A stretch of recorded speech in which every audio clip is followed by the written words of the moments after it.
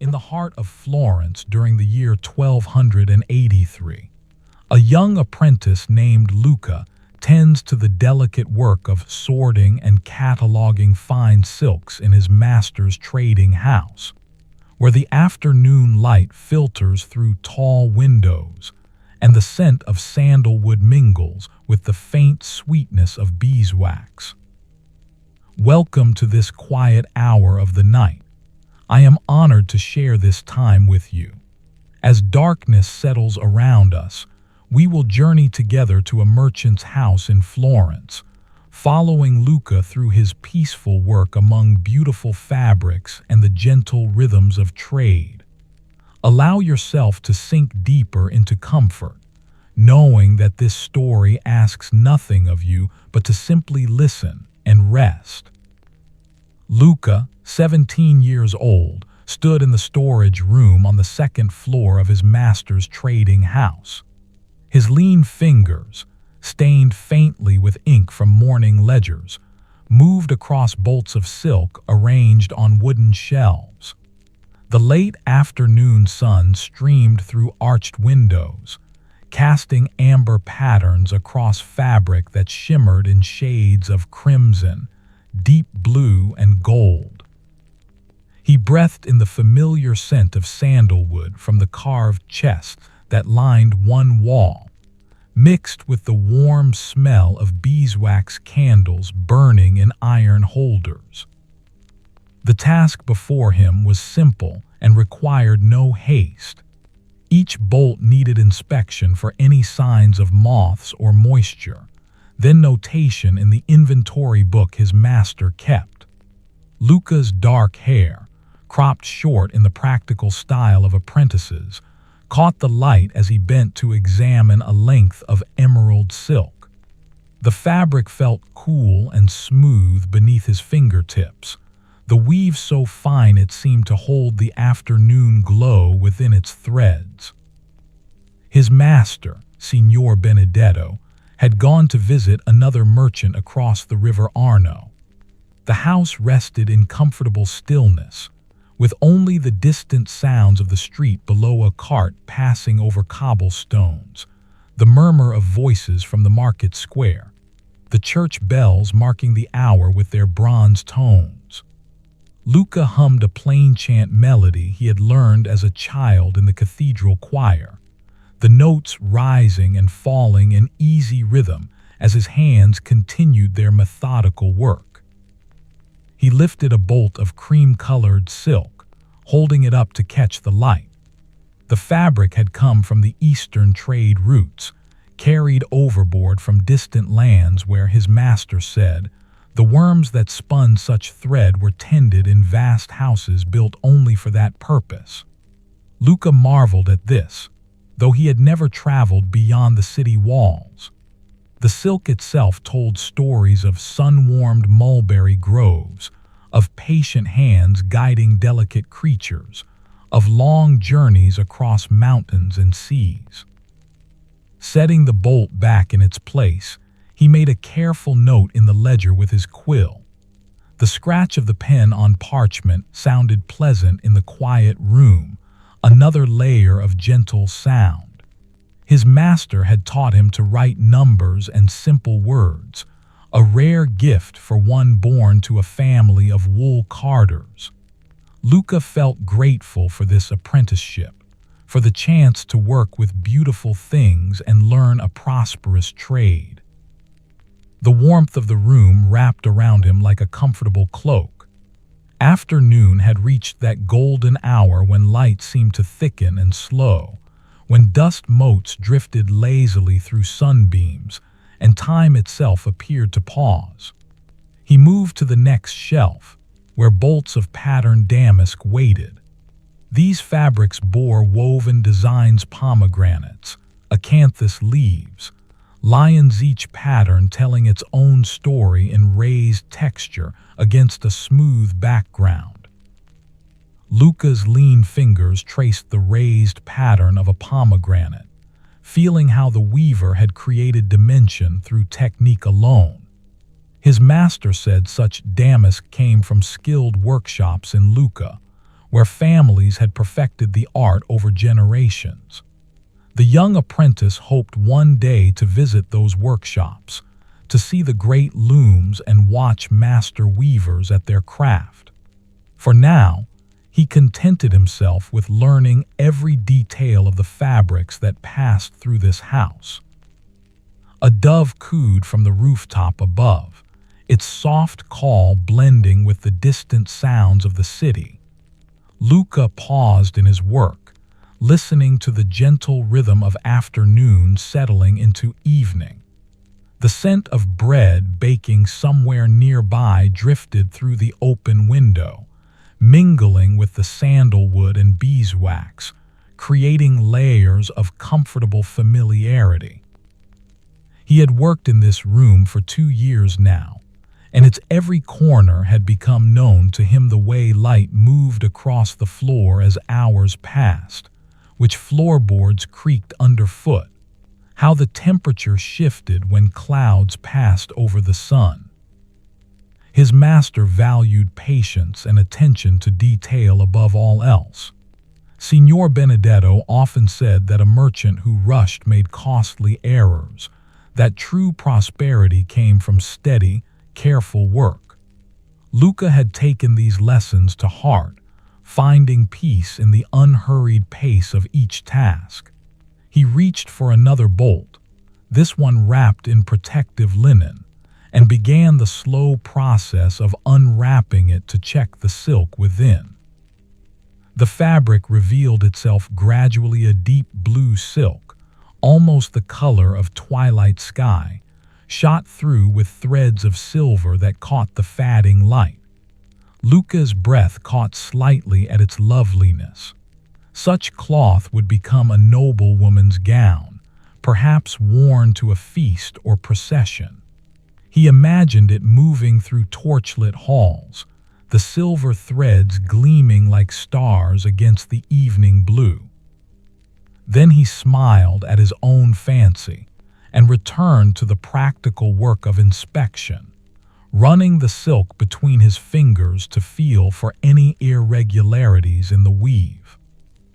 The inspection revealed no flaws, and Luca rewrapped the bolt with the same careful attention he had used to open it.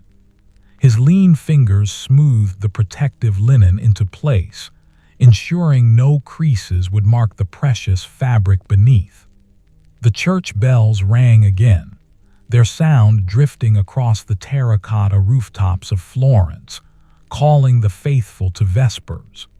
He paused to count the toned 6 bells, which meant the day had progressed further than he had realized while absorbed in his work. Beyond the window, the quality of light had shifted. The sharp brightness of afternoon had mellowed into something softer, more golden. Shadows stretched longer across the floor of the storage room, and the air had taken on that particular warmth that comes just before evening begins its slow arrival. Luca moved to light another candle, using a taper to carry flame from one already burning. The new light bloomed in its holder, adding its glow to the room's peaceful atmosphere. His master would return before full dark, likely bringing news from the other merchant and perhaps orders for new shipments. Until then, the house remained Luca's domain, a space of quiet industry where he could lose himself in the meditation of routine tasks.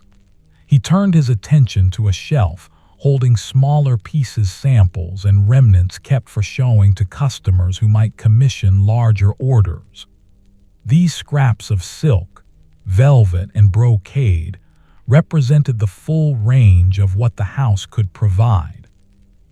Luca lifted a piece of crimson velvet, feeling its dense pile against his palm.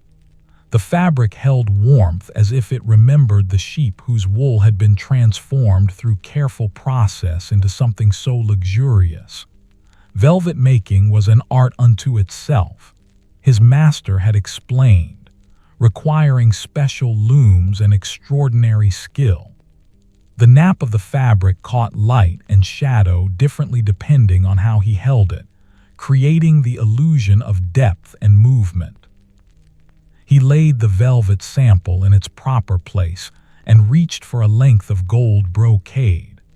This fabric incorporated actual gold thread woven through silk, creating patterns that gleamed with genuine precious metal.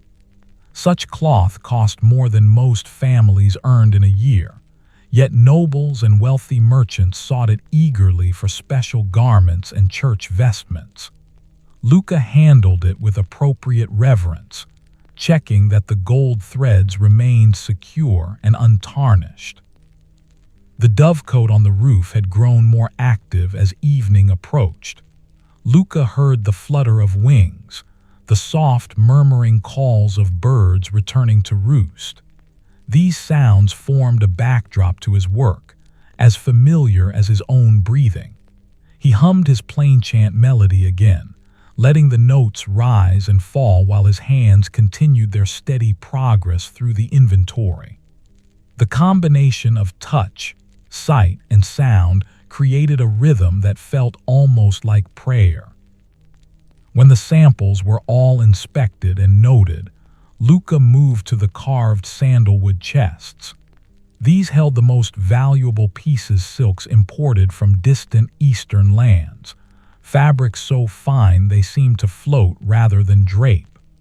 His master kept these locked, but Luca had been entrusted with a key, a sign of the confidence Signor Benedetto placed in his young apprentice.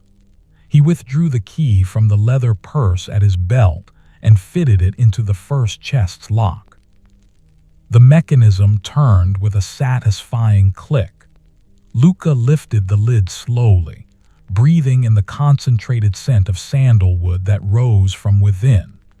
The chest's interior was lined with more linen, and nestled in this protective wrapping lay bolts of silk in colors. He had no common names for shades between blue and green, between rose and gold, between purple and gray. These were the fabrics that made wealthy patrons catch their breath, that inspired painters and poets. He lifted out the first bolt with both hands, supporting its weight evenly. The silk seemed to shimmer even in the candlelight, as if woven from something more ethereal than thread. His lean fingers tested the weave, finding it perfect, then checked the edges for any fraying. All remained as it should be. He returned the bolt to its nest of linen and reached for the next, repeating the process with the same unhurried care he brought to every task. Through the window, the sky had deepened from pale gold to amber. The buildings across the narrow street stood in sharper relief now, their details emphasized by the changing light. A woman's voice drifted up from below, singing as she worked a familiar tune about lovers and fountains that everyone in Florence seemed to know. Luca smiled slightly, recognizing the melody, and continued with his inventory. The second chest held fabrics in cooler toned silvers and whites, pale blues like winter sky, grays soft as dove feathers. These pieces were destined for summer garments or for clients who preferred subtlety to bold display. Luca appreciated their quieter beauty, the way they seemed to hold light rather than reflect it. He inspected each bolt methodically, his entries in the ledger growing longer as the candles burned steadily in their holders. By the time he finished with the chests and locked them once more, the room had filled with that particular quality of early evening, not yet dusk, but no longer truly afternoon. The candles had become more necessary, their flames steady in the still air. Luca stretched slightly, feeling the pleasant ache of muscles that had held one position for an extended time. He crossed to the window and looked out over the street below. The market square beyond showed signs of closing for the day. Merchants folded canvas awnings, packed away goods, swept the cobblestones in front of their stalls. A boy drove a small flock of geese toward home, their honking calls adding to the evening chorus. The scent of cooking fires began to mingle with the other smells of the city garlic and olive oil, roasting meat, wood smoke. Luca's stomach reminded him that he had eaten little since the midday meal. His master's housekeeper, Madonna Lucia, would have prepared something for the evening. She kept a kitchen on the ground floor, and the household Signor Benedetto, his wife, their 2 daughters, Luca, and another apprentice named Giorgio who worked in the shop below gathered there for meals. It was a comfortable arrangement, and Luca had come to think of these people as something like family, though he still visited his own parents in their small house near the Wool Guild every week. Before descending, he completed his final task for the afternoon, updating the master ledger with all his notes. The large book rested on a writing desk near the window, where light would be best for detailed work. Luca dipped his quill carefully, making sure not to take too much ink, and began transcribing his observations in his careful script. Each entry noted the type of fabric, its color, condition, and position in storage. His master relied on these records to track inventory and plan orders. The scratch of the quill became another meditative sound, joining the doves on the roof, the distant street noises, the soft crackle of candle flames. Luca's hand moved steadily across the page, forming letters he had practiced until they became second nature. Writing had seemed impossible when he first began his apprenticeship, but now the quill felt like an extension of his own hand, responding to thought almost before conscious intention. He finished the final entry and carefully blotted the page with fine sand, then returned the ledger to its place. The storage room looked orderly and peaceful in the candlelight, every bolt in position, every chest secured, every sample properly arranged. Tomorrow he would begin again, checking different sections or helping customers in the shop below, but for now his work was complete. He felt the quiet satisfaction that came from tasks well done, from care given to beautiful things. Luca extinguished all but one candle, using it to light his way down the wooden stairs to the main floor. The steps creaked softly under his weight, familiar sounds in the gathering dusk. The stairwell held the accumulated warmth of the day, and the scent of beeswax followed him downward, mingling with new smells rising from below, herbs and garlic, the yeasty aroma of fresh bread, the savory richness of something simmering in a pot. The shop on the ground floor stood closed now, its shutters latched and barred for the night. A few bolts of everyday fabric remained on display, sturdy wool for common tunics, practical linen for household use, but the finer goods stayed safely stored above. Giorgio, the other apprentice, had finished his work and departed to visit his uncle across the Arno. The shop felt restful in its emptiness, dust motes still drifting through the last rays of sunlight that found their way between shutter slats. Luca passed through to the courtyard at the heart of the house. Here, a small fountain trickled water into a stone basin, its gentle splash adding music to the evening air. Potted herbs grew along one wall, rosemary, basil, sage, their fragrance intensifying as the cooler air of dusk settled.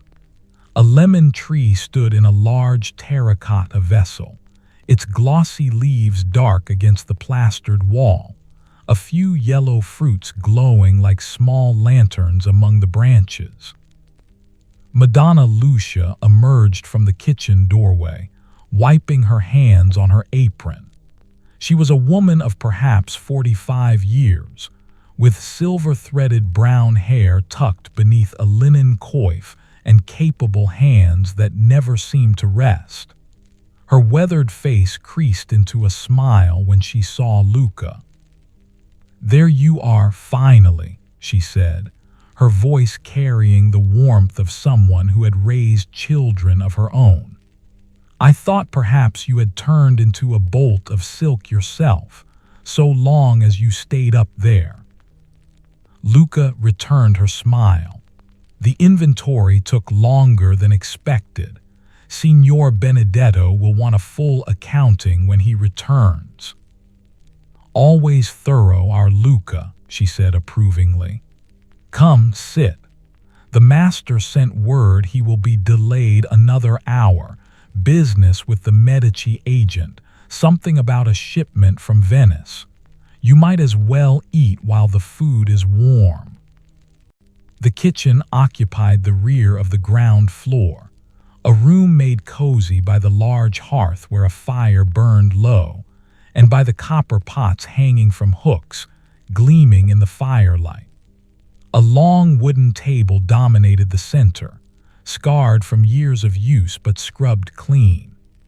Luca settled onto a bench while Madonna Lucia ladled soup into a ceramic bowl, a rich broth thick with beans, vegetables, and herbs, the kind of humble food that nourished without pretension. She set the bowl before him along with a thick slice of bread, its crust dark and crackling.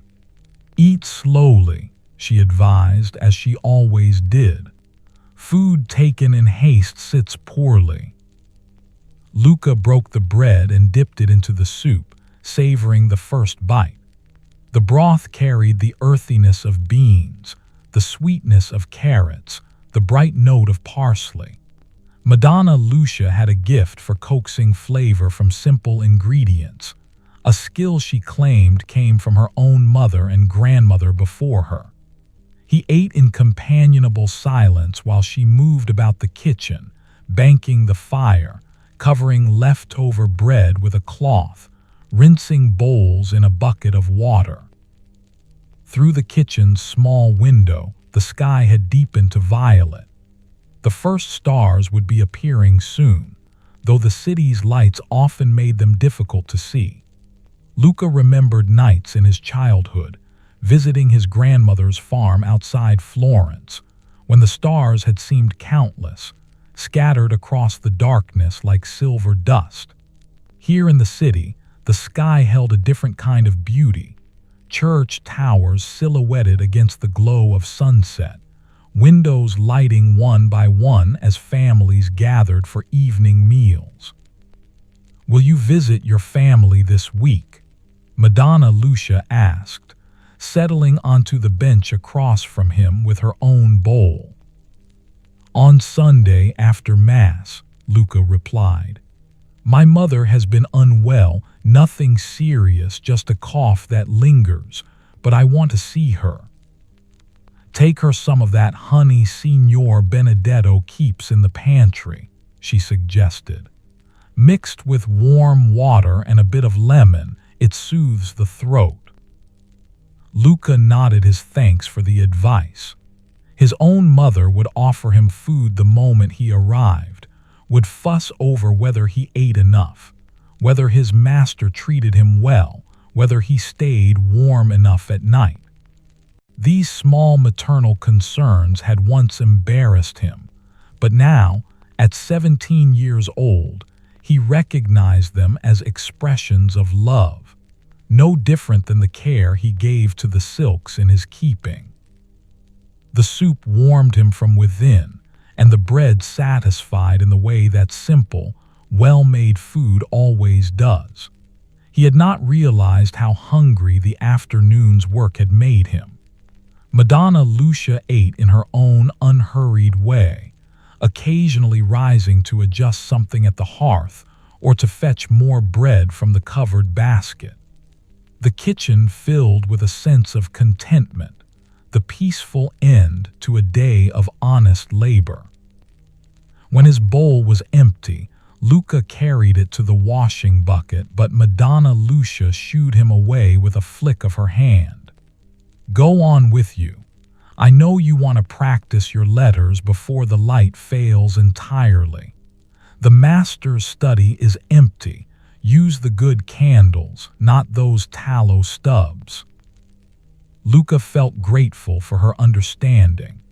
Reading and writing still felt like magic to him, skills that opened doors to knowledge his parents and grandparents had never accessed. Signor Benedetto encouraged his studies, sometimes lending him books or scrolls from his own collection. Tonight, Luca wanted to practice copying a poem he had seen in one of those books, verses about Florence written by a merchant who fancied himself a poet. The study occupied a small room off the main hall, lined with shelves holding ledgers, documents, and a modest collection of books. A writing desk stood beneath the window, and Luca lit 2 good beeswax candles in their brass holders, setting them where they would best illuminate the parchment. He withdrew a practice sheet, scraped clean and reused many times, and prepared his quill with careful strokes against the inkpot's edge. The poem began with a description of the Arno at dawn, its waters reflecting the rose-colored sky. Luca copied the words slowly, concentrating on forming each letter properly. His master had taught him that good handwriting reflected a disciplined mind, that merchants who kept clear records prospered, while those with careless habits fell into confusion and debt. The quill moved across the parchment with soft, scratching sounds, and Luca hummed his plain chant melody under his breath, the familiar tune helping his hand maintain its steady rhythm. Outside, the city's evening sounds grew more subdued. Shops had closed, market stalls stood empty, and families gathered indoors. The bells for Compline would ring soon, the final service of the day, after which the city would settle into the deeper quiet of night. Luca worked by candlelight, absorbed in the meditation of copying, each word a small act of creation as ink flowed onto parchment and transformed blank space into meaning. His lean fingers had become stained with ink over his years of apprenticeship, faint marks that no amount of washing fully removed. He wore these stains as badges of his trade, proof of hours spent keeping records and practicing letters. Sometimes customers in the shop noticed his ink-marked hands and remarked on them, usually with approval, recognizing that a merchant's apprentice who could read and write held more value than one who could not. The poem's next verses praised the city's towers and churches, the skill of its artisans, and the beauty of its women. Luca smiled at the poet-merchant's earnest attempts at elevated language. The verses were competent but not inspired, yet they carried genuine affection for Florence, and that quality redeemed their lack of artistry. He continued copying, letting the words flow through his hand onto the page, not thinking too deeply about their meaning, but simply focusing on the shapes of letters, the rhythm of writing. When he finished the poem, he set down his quill and flexed his fingers. The candles had burned down perhaps a quarter of their length, and the room had grown cooler as night settled over the city. He heard the front door open, followed by his master's voice greeting Madonna Lucia in the hall. Signor Benedetto had returned at last. Luca carefully blotted his practice sheet and set it aside to dry. He corked the ink pot and cleaned his quill with a soft cloth, then rose from the desk.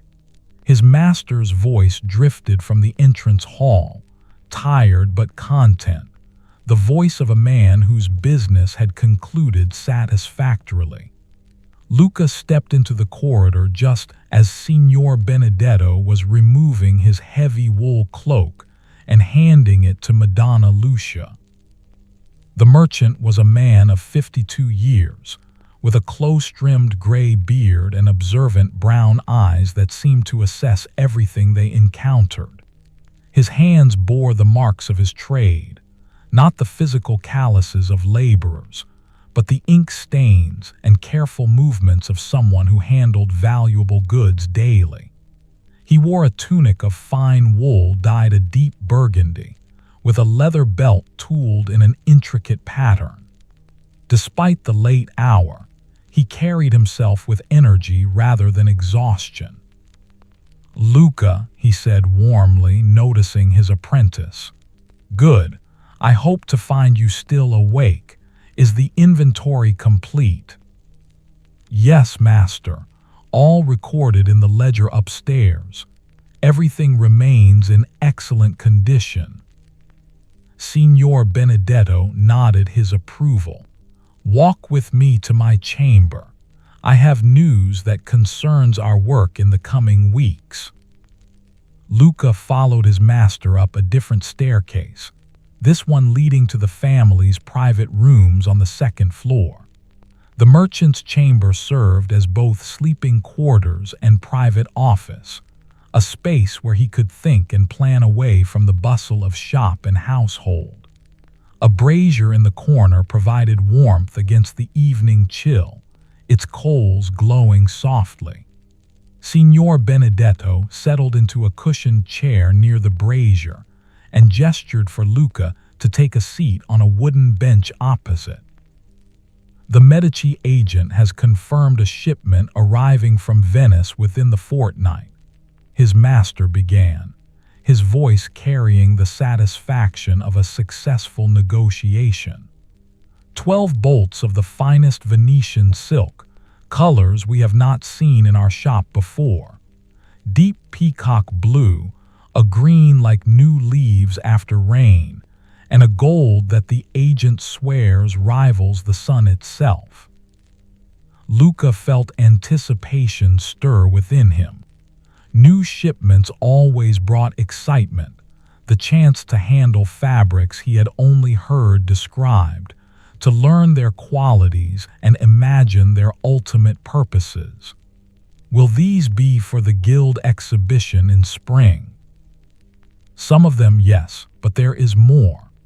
Signor Benedetto leaned forward slightly, his eyes brightening. The agent mentioned that one of the Medici women, I cannot say which, as these negotiations must remain discreet, has commissioned a particular fabric. Crimson silk with gold thread woven in a pattern of roses. If we can procure or create such a cloth, the commission could establish our house's reputation at a new level. The brazier crackled softly, sending up a wisp of fragrant smoke. Luca considered this information carefully. Creating such a fabric would require finding a weaver with exceptional skill. The pattern you describe sounds like brocade work.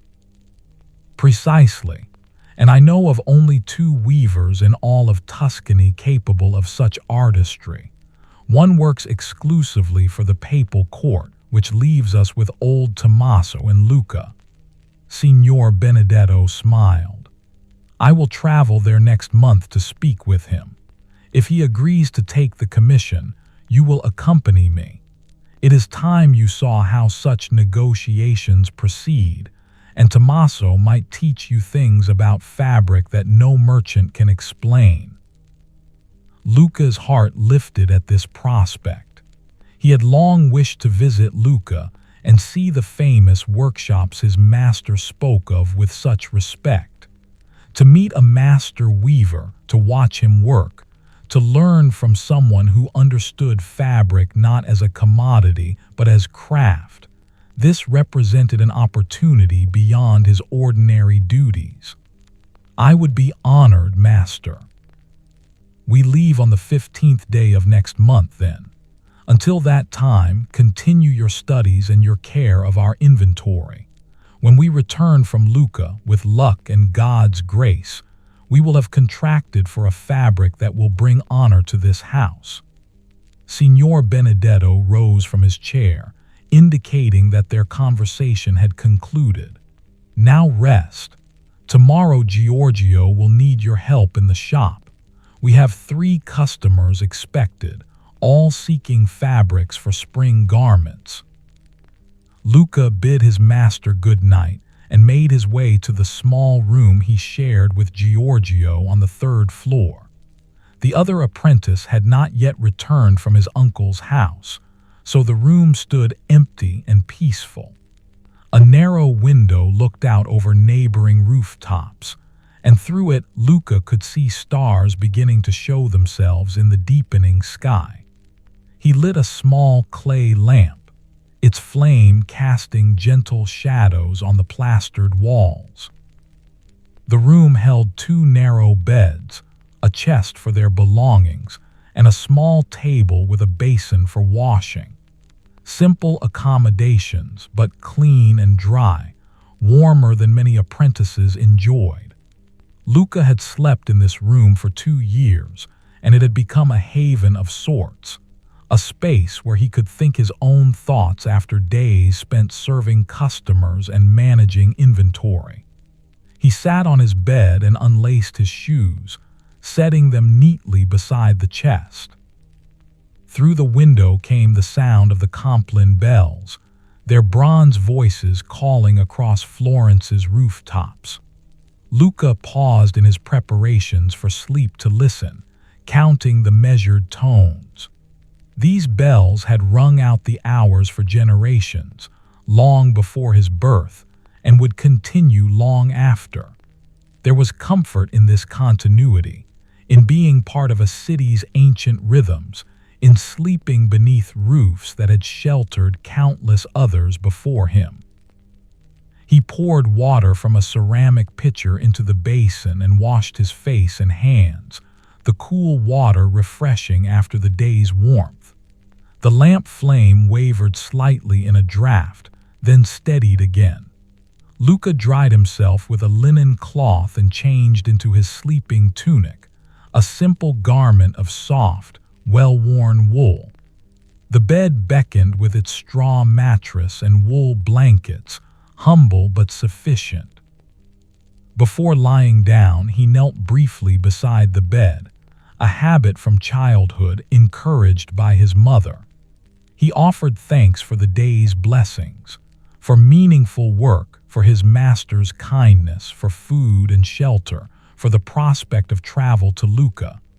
His prayers were simple and sincere, spoken quietly into the room's stillness.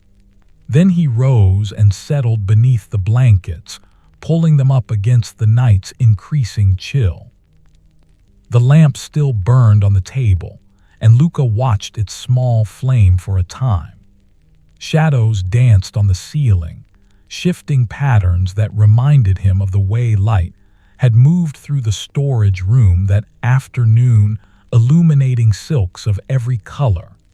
His mind drifted to thoughts of the journey ahead, the road to Luca winding through Tuscan hills, the master weaver's workshop with its great looms, the creation of fabric so fine it would adorn a woman of the Medici family. These pleasant imaginings mingled with memories of the day just past, the feel of silk beneath his fingers, the scratch of quill on parchment, the taste of Madonna Lucia's soup, his master's satisfied expression when speaking of new opportunities. All of it wove together into a tapestry of contentment, the particular peace that comes from days well spent and nights safely arrived. Giorgio's footsteps sounded on the stairs, accompanied by his cheerful humming. The other apprentice entered the room with his usual energy, bringing the scent of night air and wine from his uncle's table. "Still awake?" he asked, beginning to prepare for bed himself. "Just barely," Luca replied with a slight smile. "How is your uncle?" "In excellent health and excellent spirits. He sends his regards to Signor Benedetto and says he will visit the shop next week." Giorgio moved about the room with practiced efficiency, readying himself for sleep. "Did anything interesting happen while I was gone?" The master spoke of a journey to Luca. "I am to accompany him." "Luca, you are fortunate. I have heard the weavers there create marvels." Giorgio extinguished the lamp with a quick breath, plunging the room into darkness broken only by starlight through the window. "Tell me everything when you return. Now sleep. Tomorrow will be busy with those customers the master mentioned." The room settled into the quiet of night. Two apprentices in their narrow beds, the city around them gradually falling silent, the stars wheeling slowly overhead. Luca felt his body relaxing into the mattress, his breathing deepening, his thoughts growing slower and softer. The day released its hold on him, and sleep began its gentle approach, bringing with it dreams of silk and sunlight, of roads winding through green hills, of hands creating beauty from thread and patience. The morning arrived softly, announced by the gradual brightening of sky visible through the window and the earliest bells calling the faithful to lauds. Luca woke slowly, awareness returning in layers, the weight of blankets, the cool air on his face, the sound of Giorgio's steady breathing from the other bed. He lay still for a moment, reluctant to leave the warmth of sleep, then rose as duty called him to the new day. The room held the chill of early spring mornings, and Luca dressed quickly in the dim light. He pulled on a woolen hose and his everyday tunic, a garment of sturdy brown cloth suitable for work in the shop. His fingers worked automatically through the familiar motions of lacing and fastening, movements repeated so many times they required no conscious thought. Giorgio stirred but did not wake, and Luca left him to sleep a while longer. The other apprentice's duties did not begin until the shop opened. Descending the stairs, Luca found Madonna Lucia already at work in the kitchen, her capable hands kneading dough on the floured table.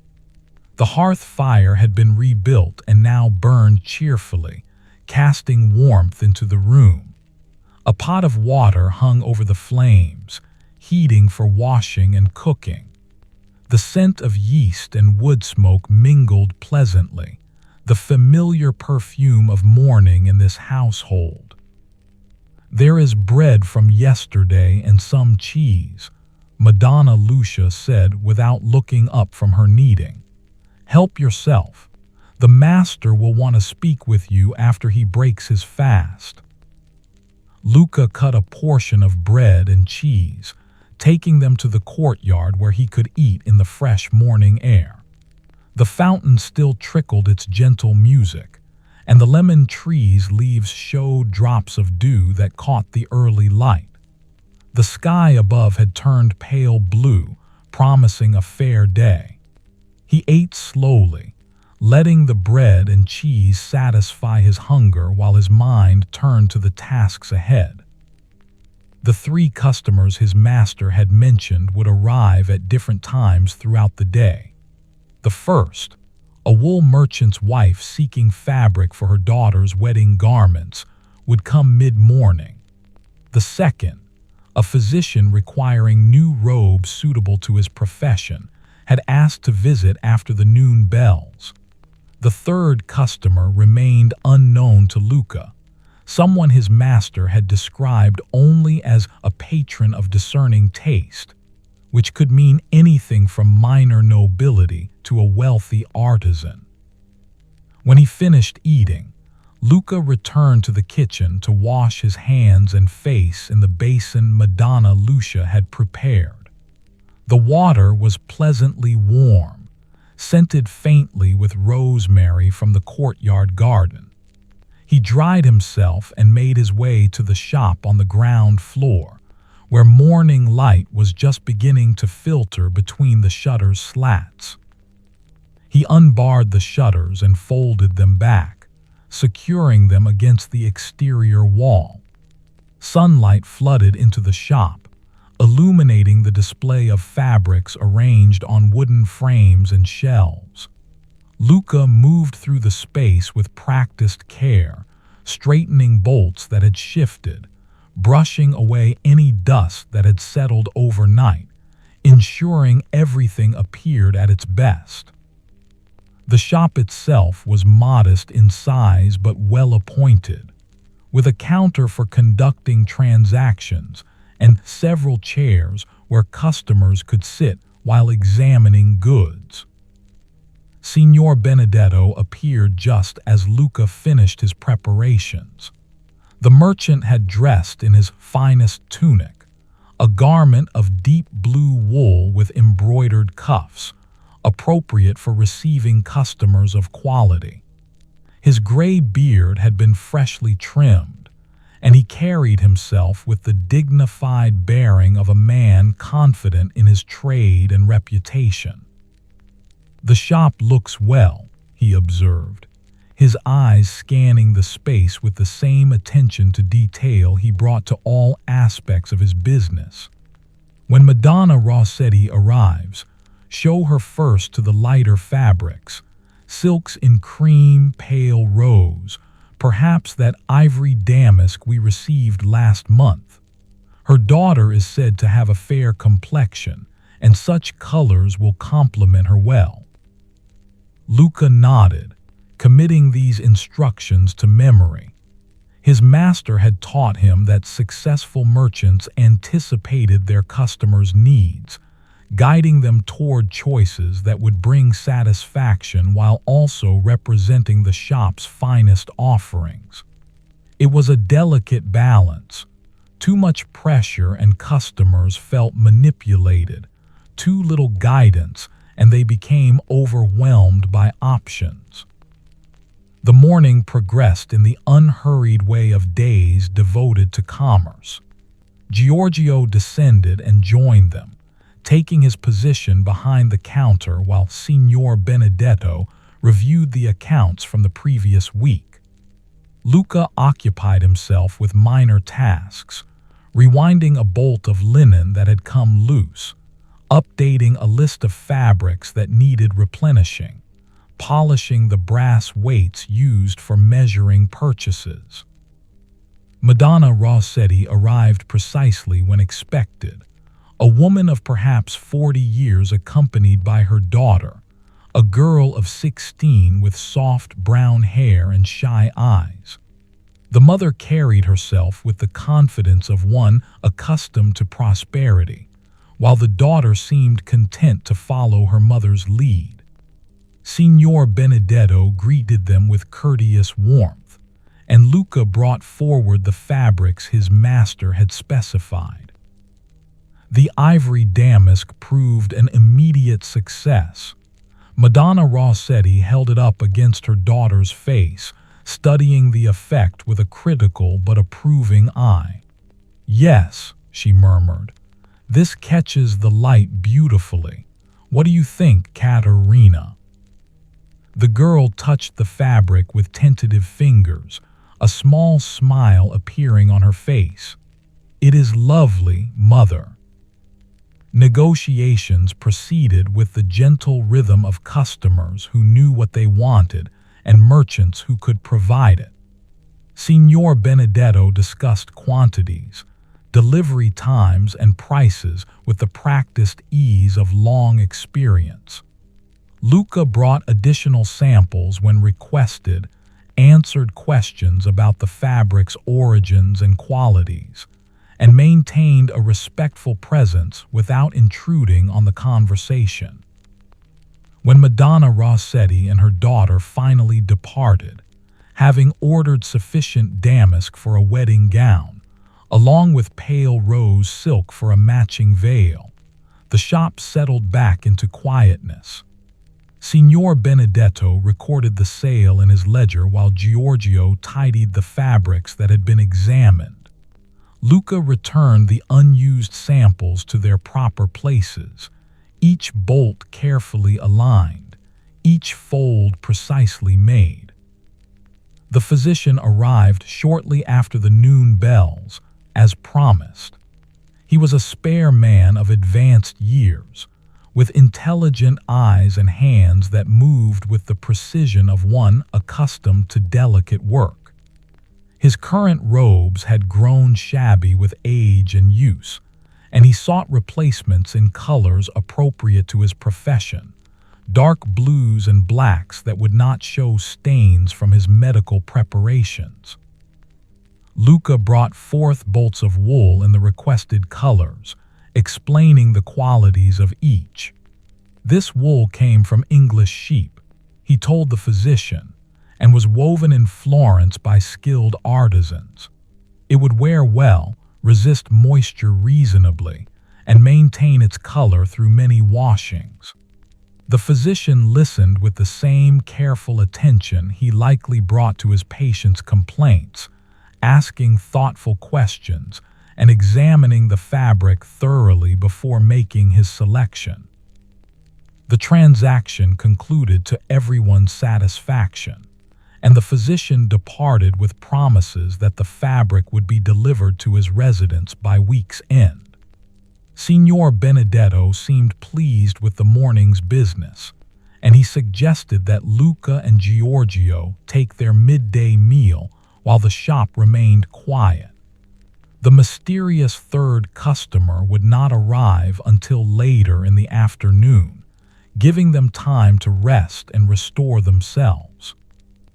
Madonna Lucia had prepared a meal of cold roasted chicken, fresh bread, and early spring vegetables, tender greens dressed with oil and vinegar. The household gathered around the kitchen table, and conversation flowed easily between bites. Signor Benedetto's wife, Madonna Violante, joined them along with their two daughters, Francesca and Giulia, girls of 14 and 12 years who chatted about their morning lessons with the tutor who came 3 times weekly. Luca listened to the family's talk with the comfortable feeling of belonging that had grown over his years in this household. Though he was not blood kin, he had been welcomed into their daily rhythms, treated with kindness and respect. His own family remained dear to him, but this merchant's house had become a second home, a place where he was valued for his work and his growing skills. After the meal, Signor Benedetto retired to his chamber for a brief rest, a habit he maintained during busy days. Giorgio returned to the shop to mind if anyone entered unexpectedly. Luca found himself with a rare hour of freedom and decided to visit the small garden behind the house, a space he had discovered early in his apprenticeship, and returned to whenever he sought a moment of quiet reflection. The garden was hardly more than a narrow strip of earth between buildings, but Madonna Violante tended it with devoted care. Herbs grew in ordered rows: thyme, oregano, mint, chamomile, and a few flowering plants added color to the greenery. A stone bench sat against the wall, worn smooth by years of use and warmed now by the midday sun. Luca settled onto it, stretching his legs and tilting his face toward the light. Bees moved among the herbs, their buzzing a drowsy soundtrack to the afternoon's peace. The sounds of the city, cart wheels on cobblestones, distant voices, the occasional bark of a dog, seemed muted here, softened by the garden's walls. Luca closed his eyes and simply breathed, inhaling the mingled scents of growing things and sun-warmed stone. These moments of stillness had become precious to him, brief pauses in the steady flow of work and responsibility. His thoughts drifted to the journey ahead, to Luca and the master weaver Tommaso. He imagined workshops filled with the clatter of looms, the sight of thread transforming into cloth through patient repetition of ancient techniques. His master had said that watching a true craftsman's work could teach lessons no book or lecture could convey. That understanding came through observation, through seeing how skilled hands solved problems and made choices, through witnessing the marriage of knowledge and intuition. A butterfly landed on a thyme plant near his feet, its wings opening and closing slowly. Orange and black patterns decorated the delicate wings, intricate as any design woven into silk. Luca watched it without moving, not wanting to disturb its rest. The butterfly remained for several moments, then lifted into the air and disappeared over the garden wall, leaving only the memory of its brief beauty.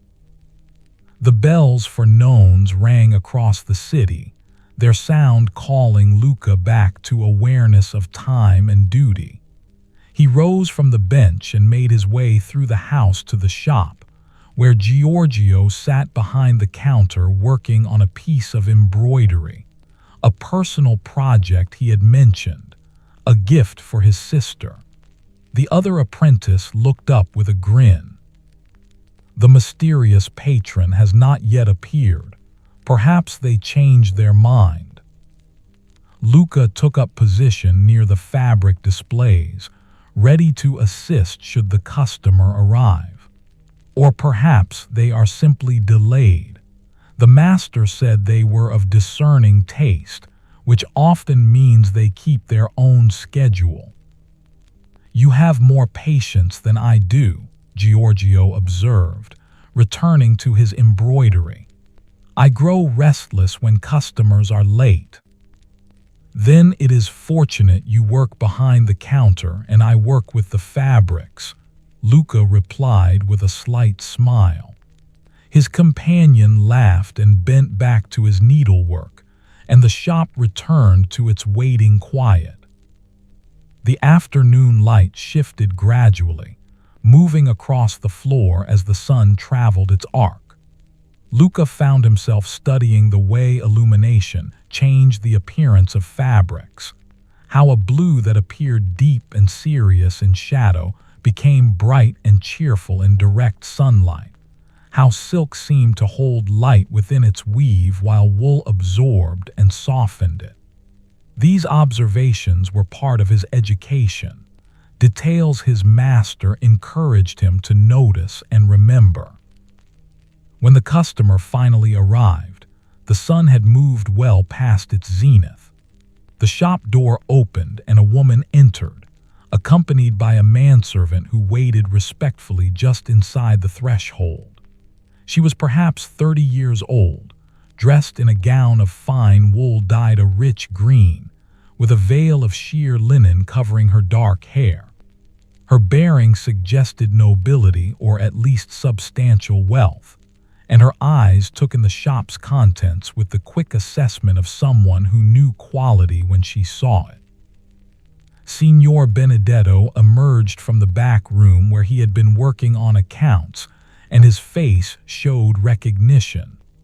"Madonna Beatrice," he said with a respectful bow, "you honor our humble shop with your presence."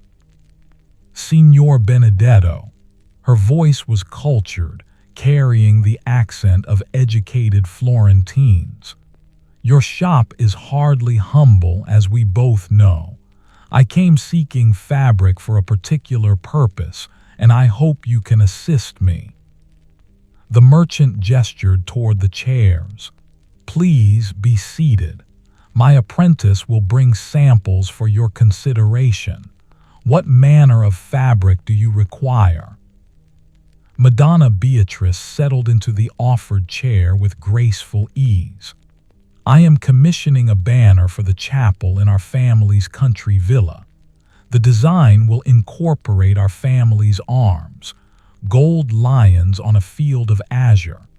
I need silk of the deepest, truest blue you have, and gold thread of the finest quality for the embroidery work." Luca's mind immediately sorted through the inventory.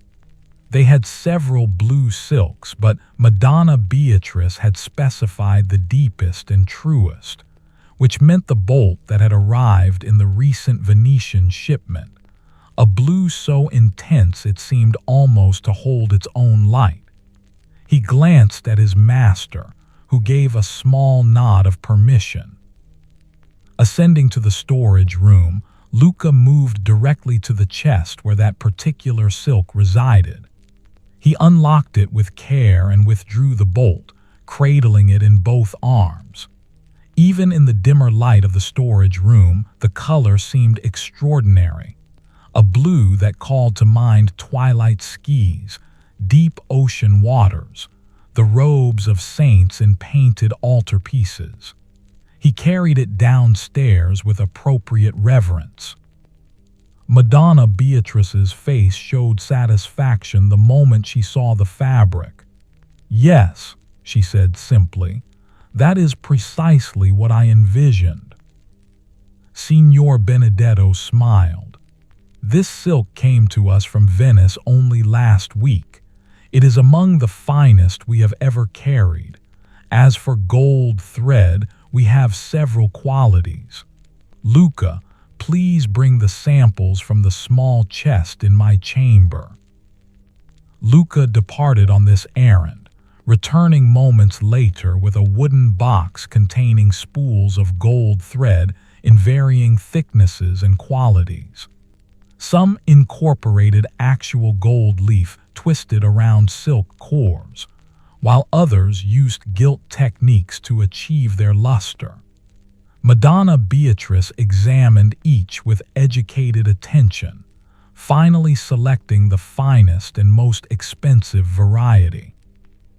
The negotiations that followed were conducted with mutual respect between people who understood both the value of quality and the realities of commerce. Madonna Beatrice knew what such materials should cost, and Signor Benedetto knew better than to overcharge someone of her standing. They arrived at terms that satisfied both parties, and the merchant promised delivery within 3 days. When Madonna Beatrice departed with her manservant, the shop seemed to exhale after holding its breath. Signor Benedetto carefully recorded the transaction in his ledger, his quill moving with satisfied precision across the page. This sale represented not merely profit but prestige. Word that their shop had provided materials for a noble family's chapel would spread among the very circles most likely to become future patrons. "You chose well, Luca," his master said without looking up from the ledger. That blue silk was exactly what she sought. Such instinct serves a merchant as much as knowledge of inventory. Luca felt warmth at the praise but simply nodded his acknowledgement. His master was not given to empty compliments, which made genuine approval all the more meaningful. He returned the gold thread samples to their box and carried them back upstairs, where the fading afternoon light slanted through the windows at a gentler angle than it had that morning. The remainder of the day passed in quieter rhythms. A few customers entered seeking everyday goods, linen for household use, wool for servants' clothing, thread for mending, and Giorgio handled these transactions while Luca completed small tasks his master had mentioned. He measured and cut fabric for the physician's order, wrapping the pieces in protective cloth and knotting the delivery address. He updated inventory records to reflect the day's sales. He swept the shop floor, gathering dust that had accumulated despite the morning's cleaning. As evening approached, Signor Benedetto closed the shop's shutters and barred them for the night. The household gathered once more in the kitchen, where Madonna Lucia had prepared a simple supper of pasta with herbs, cheese, and the season's first asparagus. The mood around the table was relaxed, the satisfaction of a profitable day's work shared among them all.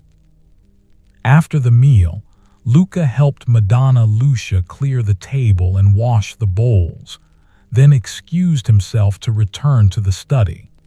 His master had mentioned a book he might borrow, a treatise on the silk trade written by a Genoese merchant who had traveled extensively in eastern lands. Such books were rare and precious, and Luca felt honored to be entrusted with reading one. The study's candles were lit, and Signor Benedetto sat at his desk reviewing papers when Luca entered. The merchant looked up and gestured toward a shelf. "The book is there, the one bound in brown leather with brass clasps.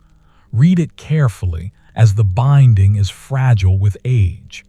The merchant who wrote it knew things about silk production that few in our city understand." Luca located the volume and held it with appropriate care. The leather was indeed worn, softened by years of handling, and the brass clasps showed the green patina of age. He opened it gently, revealing pages covered in neat script, with occasional diagrams showing silk production techniques. His heart quickened with anticipation. Here was knowledge gathered across years of travel and observation, preserved in ink and bound between covers. "Thank you, Master. I will guard it well." "I know you will. Take it to your room and read by candlelight if you wish, but do not strain your eyes. The words will still be there tomorrow." Signor Benedetto returned his attention to his papers, and Luca departed with the book cradled carefully against his chest.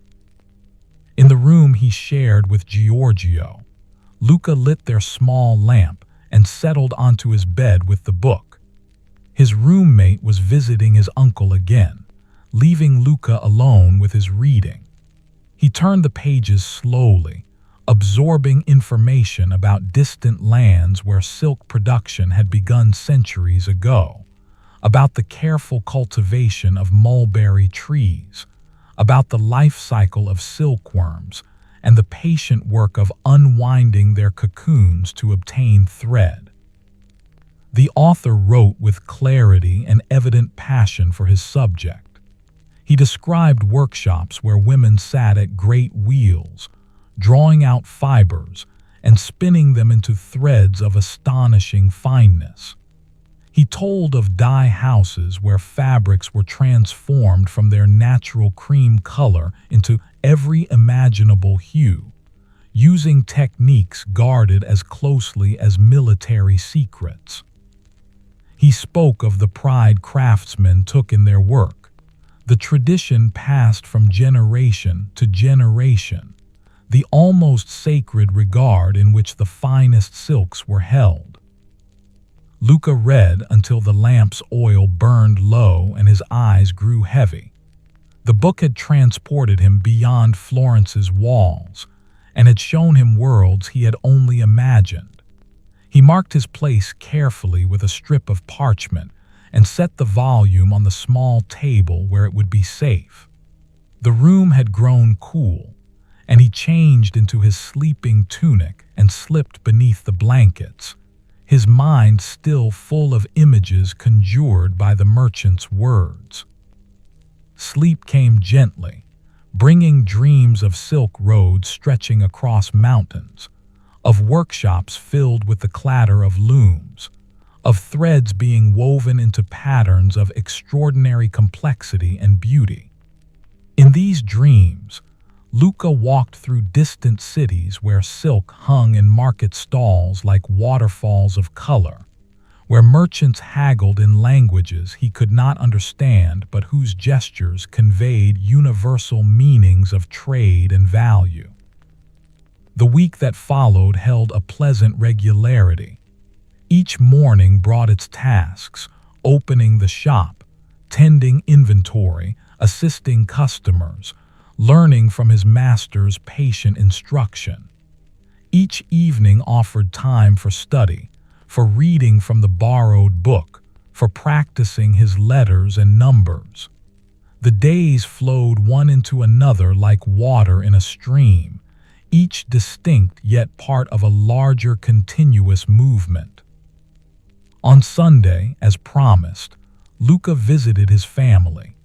He carried with him the honey Madonna Lucia had suggested, along with a small parcel of fine linen his master had gifted him to give to his mother. The walk to his parents' house took him through neighborhoods he had known since childhood, narrow streets where he had played as a boy, the church where he had been baptized, the square where his father's guild held its meetings. His mother greeted him with the fierce embrace of one who worried constantly about children, even grown ones. She was a small woman, 48 years old, with work-worn hands and graying hair covered by a simple coif. Her cough had indeed improved, she assured him, though she accepted the honey gratefully. His father, a quiet man who worked with wool as his father and grandfather had before him, clasped Luca's shoulder and expressed pride in his son's apprenticeship. They sat together in the modest front room of the house, drinking watered wine and eating bread his mother had baked that morning. Luca told them about the week's business, about the noble patron who had commissioned the banner silk, about the book he was reading on silk production. His parents listened with interest, though much of what he described lay beyond their own experience. They had never traveled beyond Florence's immediate surroundings, had never handled fabrics finer than the wool they worked with daily. Yet they understood that their son had been given opportunities they had never known, and this brought them satisfaction deeper than any personal achievement might have done. When Luca finally departed, embracing them both and promising to return the following week, he carried with him their blessing and their quiet pride, invisible gifts more valuable than any silk. The walk back to his master's house took him past the great cathedral, its dome rising against the evening sky like a benediction over the city. Construction continued on various parts of the building, as it had for generations and likely would for generations more. Luca paused to watch masons at work in a side chapel, their hammers ringing against stone, their movements practiced and sure. Here too was craft passed down through families, knowledge earned through years of patient labor. He thought about continuity, about traditions maintained across centuries, about the satisfaction that came from being part of something larger than oneself. His work with silk connected him to merchants and craftsmen stretching back through time, just as those masons connected to builders of ancient Rome, just as his father's work with wool linked him to shepherds tending flocks since before cities existed. All of it woven together like threads in fabric, individual yet unified, each necessary to the whole. The bells for vespers rang as he reached his master's house. He entered through the side door and climbed the stairs to his room, where Giorgio sat mending a tear in his tunic by lamplight. His roommate looked up with a greeting, and they fell into easy conversation about their respective days. Later, when the lamp was extinguished and darkness filled the room, Luca lay listening to the city's night sounds, distant voices, the bark of a dog, the clatter of a late cart on cobblestones. The days accumulated like coins in a merchant's purse, each one adding to the total until the 15th of the month arrived. Luca woke that morning with heightened awareness that this day marked the beginning of his journey to Luca. He dressed with particular care, choosing his better tunic and ensuring his shoes were clean and in good repair. The prospect of travel filled him with an anticipation tempered by the slight nervousness that accompanies new experiences. Signor Benedetto had arranged for them to depart after the morning's business was concluded, allowing time to settle any urgent matters before their absence. Giorgio would mind the shop with Madonna Lucia's husband, a retired merchant who occasionally helped during busy periods or when Signor Benedetto traveled. The household had been informed and preparations made, food packed for the journey, documents prepared for the weaver, coins secured in a leather purse worn beneath the merchant's tunic. The morning passed in a blur of final tasks. Luca verified that all inventory records were current, that Giorgio knew where to find everything he might need, that the shop appeared orderly and well-stocked. Signor Benedetto reviewed accounts one final time and left detailed instructions about customers who might visit during their absence. Madonna Violante packed additional food despite her husband's protests that they would dine at inns along the way, her maternal instincts insisting on provision. By mid-morning, they were ready. 2 horses waited in the stable behind the house, sturdy animals accustomed to travel, their saddlebags loaded with necessities. Signor Benedetto was an accomplished rider, as befitted a merchant who had traveled extensively in his youth, but Luca's experience with horses was limited to occasional rides on his uncle's farm. His master had assured him that the journey would be taken at an easy pace, suitable for a novice rider. Luca mounted with less grace than he would have wished, settling into the saddle with the stiffness of unfamiliarity. The horse, a patient mare named Stella, seemed to sense her rider's inexperience and stood calmly while he found his seat. Signor Benedetto swung into his own saddle with practiced ease, gathering the reins with movements refined by long habit. They departed through the city's western gate, joining the flow of traffic on the road to Luca. Merchants driving carts laden with goods, farmers returning from the market with empty baskets, pilgrims traveling to holy sites, messengers on swift horses, all shared the road in a constant stream of humanity going about its business. The morning sun warmed the air, and the sky stretched clear and blue above the surrounding hills. The road wound through the countryside, already showing signs of spring's advance. Olive groves covered the hillsides, their gray-green leaves rustling in the breeze. Vineyards stood in ordered rows, vines beginning to show new growth after winter's dormancy. Fields of wheat and barley spread like green carpets, and here and there farmers worked the land with oxen pulling wooden plows, the scene unchanged from centuries past. Luca's initial nervousness in the saddle gradually eased as Stella maintained her steady pace.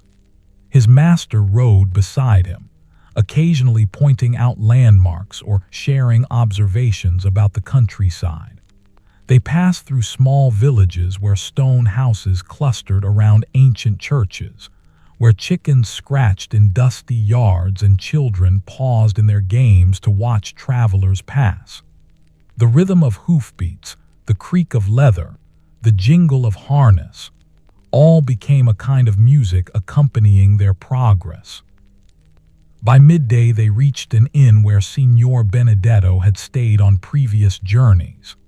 The building stood beside the road, a structure of stone and timber with a stable for horses and a common room for travelers.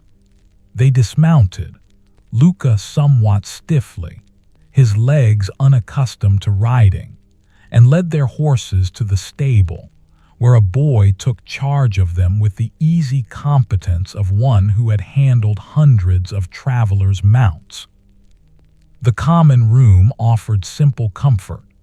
Long tables filled the space, and the scent of cooking emanated from the kitchen beyond. A fire burned in the hearth despite the mild day, more for cooking than warmth. The innkeeper, a substantial woman with flour-dusted hands, greeted Signor Benedetto with the familiarity of a previous acquaintance and assured them that dinner would be ready shortly. They sat at a table near a window overlooking the road. Other travelers occupied nearby tables, merchants like themselves, a friar traveling alone, a family that appeared to be moving to a new town. Conversation hummed through the room, creating a backdrop of human voices that somehow added to rather than disturbed the peaceful atmosphere. Luca felt the pleasant fatigue of physical exertion. The slight ache in muscles worked in unaccustomed ways. The meal arrived on wooden trenchers, roasted chicken with herbs, bread still warm from the oven, cheese, and early spring greens. After the morning's travel, simple food tasted extraordinary. Luca ate with good appetite while his master discussed the road ahead with the innkeeper, learning about conditions, about whether recent rains had made any sections difficult, about other travelers who had passed through.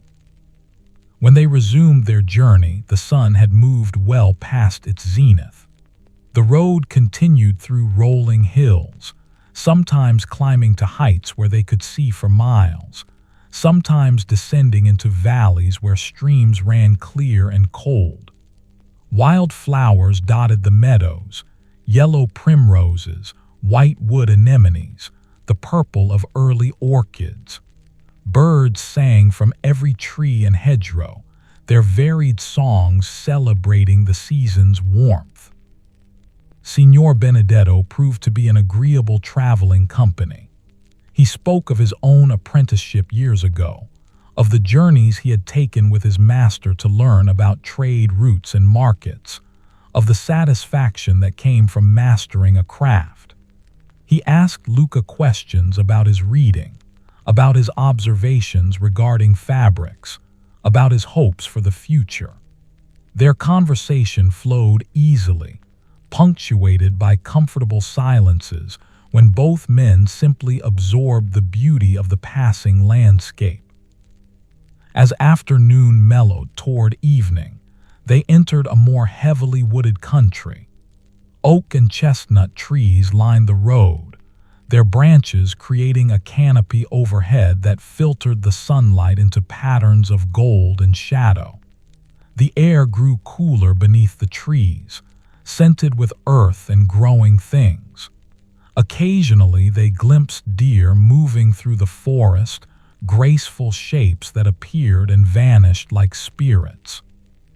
The town where they would spend the night appeared as the sun touched the western hills.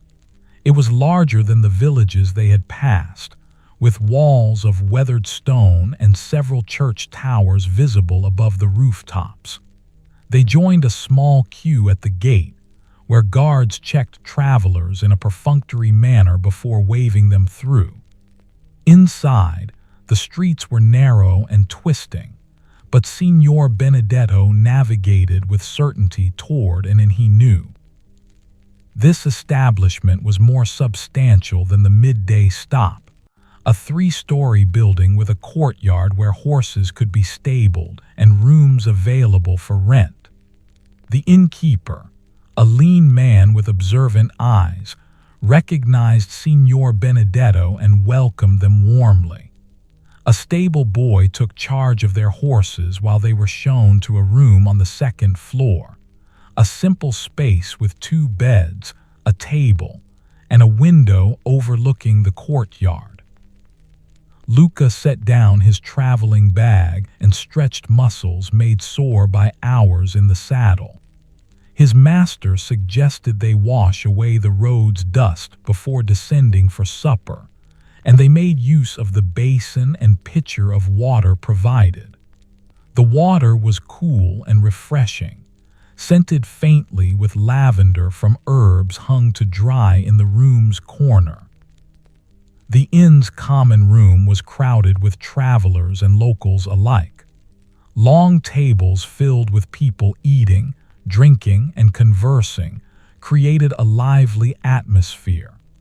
Signor Benedetto secured seats at a table near the hearth, and they were soon served with the inn's fare, a hearty stew thick with vegetables and mutton, accompanied by crusty bread and a pitcher of decent wine.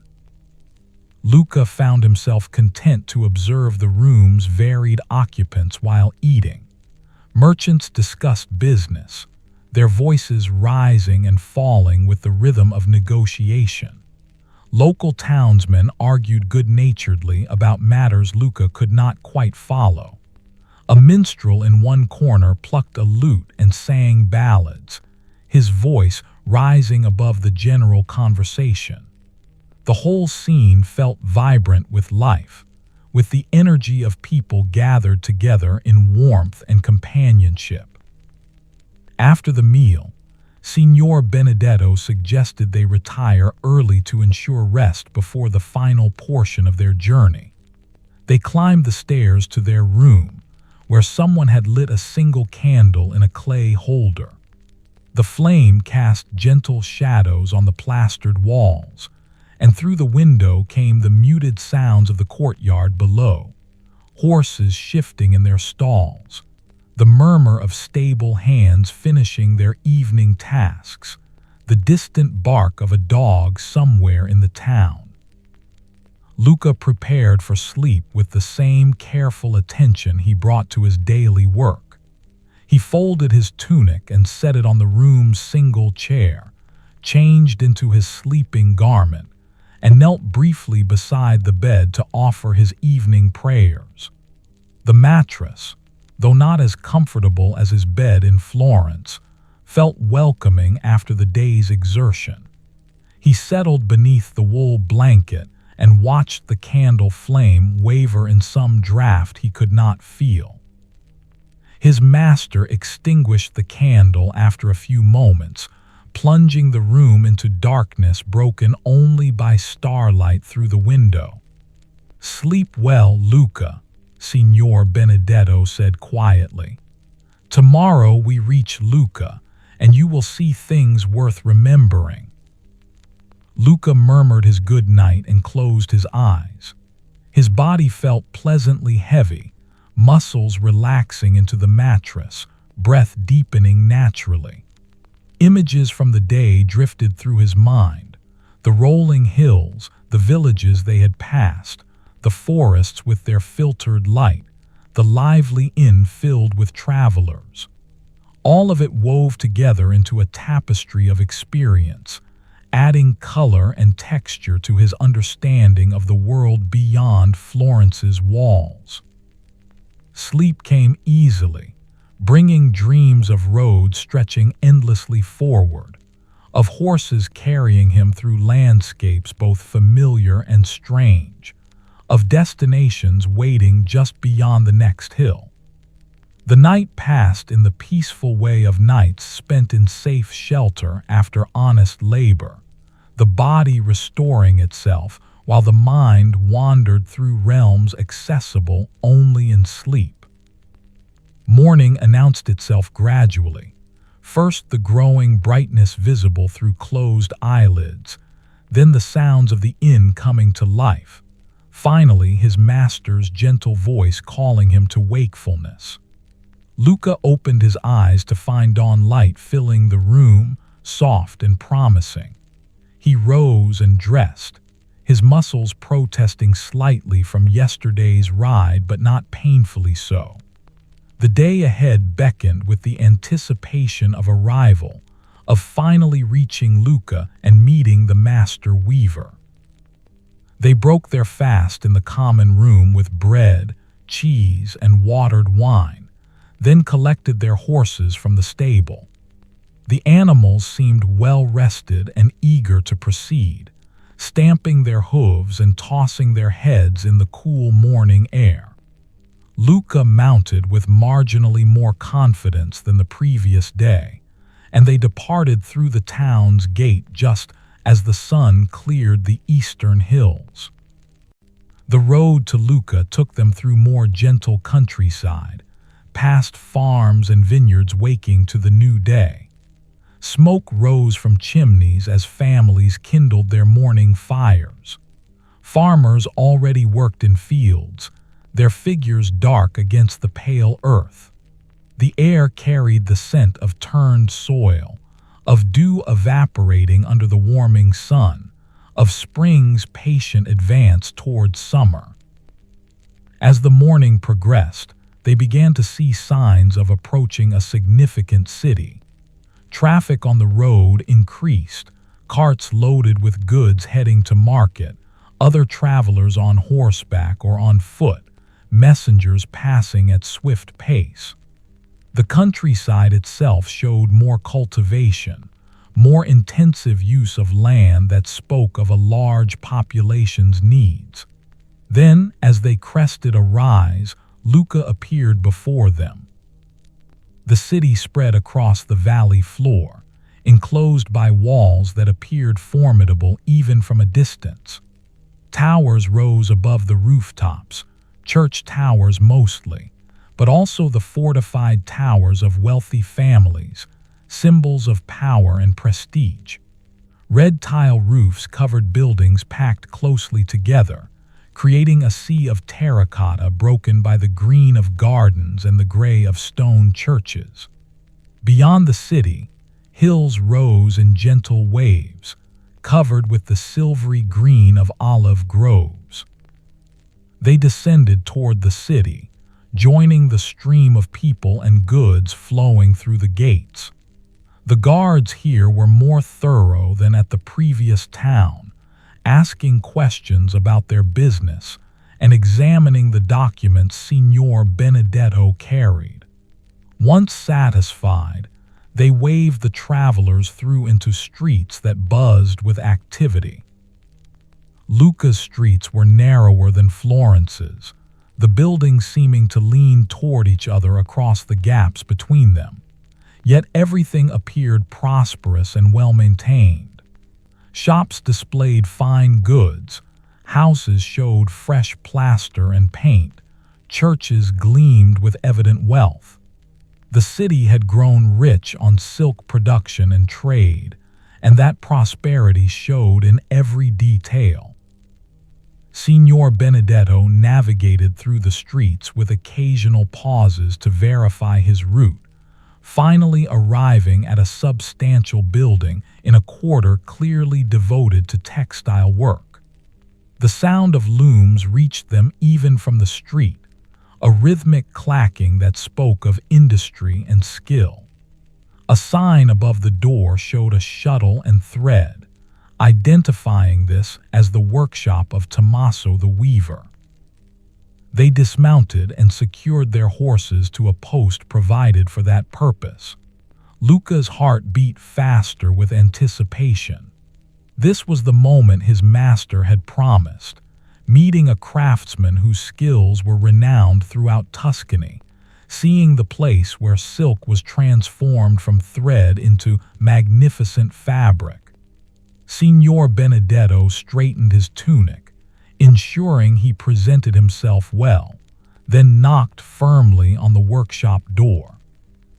The door opened to reveal a young man, perhaps 20 years old, with strong hands stained with dye. He recognized Signor Benedetto and bowed respectfully. "Master Tommaso is expecting you. Please come in." They entered into a space that made Luca catch his breath. The workshop occupied the entire ground floor of the building, and it was filled with looms, great wooden structures where weavers sat working, their hands and feet moving in complex coordination to create fabric. The sound of shuttles passing back and forth, of heddles lifting and falling, of beaters striking newly woven cloth filled the air with rhythmic music. Sunlight streamed through tall windows, illuminating threads of every imaginable color stretched taut on the looms. Weavers, mostly women but a few men as well, sat at their work with expressions of deep concentration. Their hands moved with practiced precision, selecting threads, passing shuttles, adjusting tension, creating patterns that emerged gradually from the seeming chaos of separate strands. The air smelled of wool and silk, of dye and lanolin, of human effort and creative endeavor. Luca stood transfixed, absorbing details he knew he would remember for the rest of his life. An older man approached from the back of the workshop.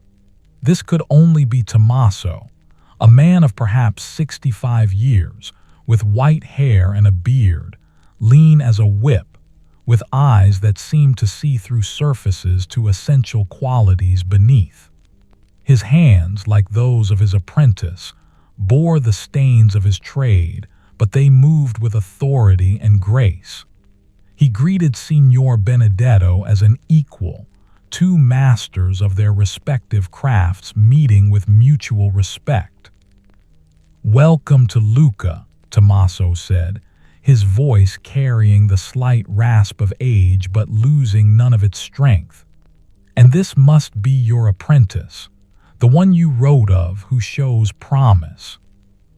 Luca bowed respectfully, finding himself momentarily speechless in the presence of such mastery.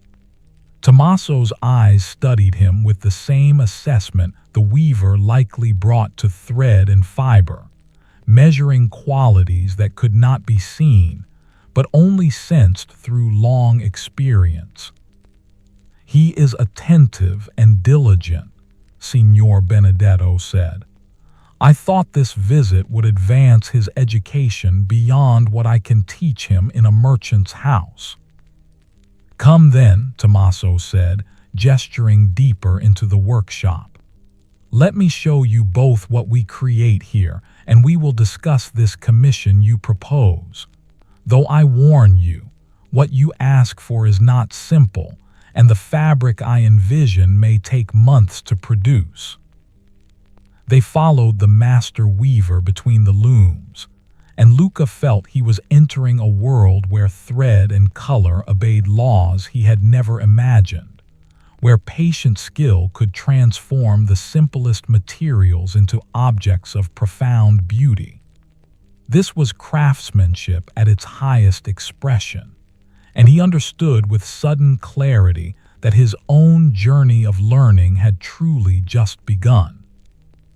Tommaso led them past the working looms to a quieter section of the workshop, where finished fabrics hung on wooden frames for inspection. The master weaver moved with the unhurried grace of someone who had spent decades perfecting his craft, his stained fingers occasionally reaching out to touch a piece of cloth, feeling its texture with the sensitivity of a musician testing strings. Luca followed closely, his eyes trying to absorb every detail of this space where art and commerce merged into something greater than either alone. The fabrics displayed represented years of accumulated work, samples of patterns Tommaso had created, demonstrations of techniques he had mastered, proof of capabilities he could offer to discerning clients. There were damasks with intricate floral designs, brocades incorporating gold and silver thread, velvets in colors so rich they seemed to possess depth beyond their physical surface. Each piece spoke of hours spent at the loom, of choices made about color and pattern, of problems solved through experience and intuition. "This is what you envision?" Signor Benedetto asked, gesturing toward a piece of crimson brocade woven with a pattern of pomegranates in gold thread. Tommaso tilted his head, considering. "Similar in technique, but your commission requires roses rather than pomegranates. The rose is more delicate, more complex in its petals and leaves.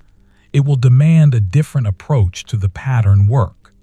He moved to a table where several scrolls lay, unrolling one to reveal a detailed drawing. "I have been sketching possibilities since receiving your letter." The drawing showed roses in various stages of bloom, rendered with botanical accuracy but also artistic sensibility. Luca leaned closer, marveling at the detail. Each petal carefully delineated, leaves showing their serrated edges, even the thorns on stems precisely depicted. This was not merely decoration but study, the kind of observation that preceded masterful execution. "The challenge," Tommaso continued, "lies in translating this drawing into woven form. On paper, I can show gradations of shadow and light through ink. On the loom, I must achieve similar effects through the interplay of crimson and gold threads, through the way they cross and layer, through tension and spacing." His fingers traced the pattern as he spoke, and Luca could almost see the man's mind working through the technical problems. Signor Benedetto listened with the focused attention of someone evaluating both capability and cost. How long would such a piece require? 3 months, perhaps 4. The pattern must first be prepared, each thread's path planned, the rhythm of the weaving determined. Then the work itself proceeds slowly, as complex brocade always does. A skilled weaver might complete 2 inches in a good day's work. Tommaso looked directly at the merchant. "This assumes no errors, no need to unweave and begin again. If the patron desires perfection, time becomes flexible." "The patron is of the Medici family," Signor Benedetto said quietly. "Perfection is not merely desired but required." Tommaso nodded as if this confirmed something he had suspected. "Then we understand each other. I will create this fabric as though weaving for the Virgin herself. The cost will reflect both the time and the level of care involved." They discussed specifics, the precise measurements required, the exact shades of crimson and gold, the delivery timeline, the payment terms. Luca listened to the negotiation with the part of his mind trained in commerce, but another part remained captivated by the workshop around them.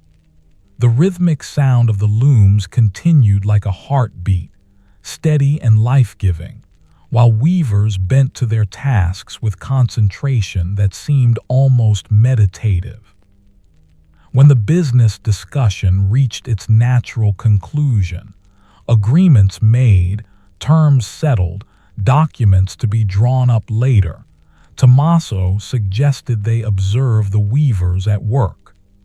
"Your apprentice should see how thread becomes fabric," he said to Signor Benedetto. "Understanding creation deepens appreciation for the finished object."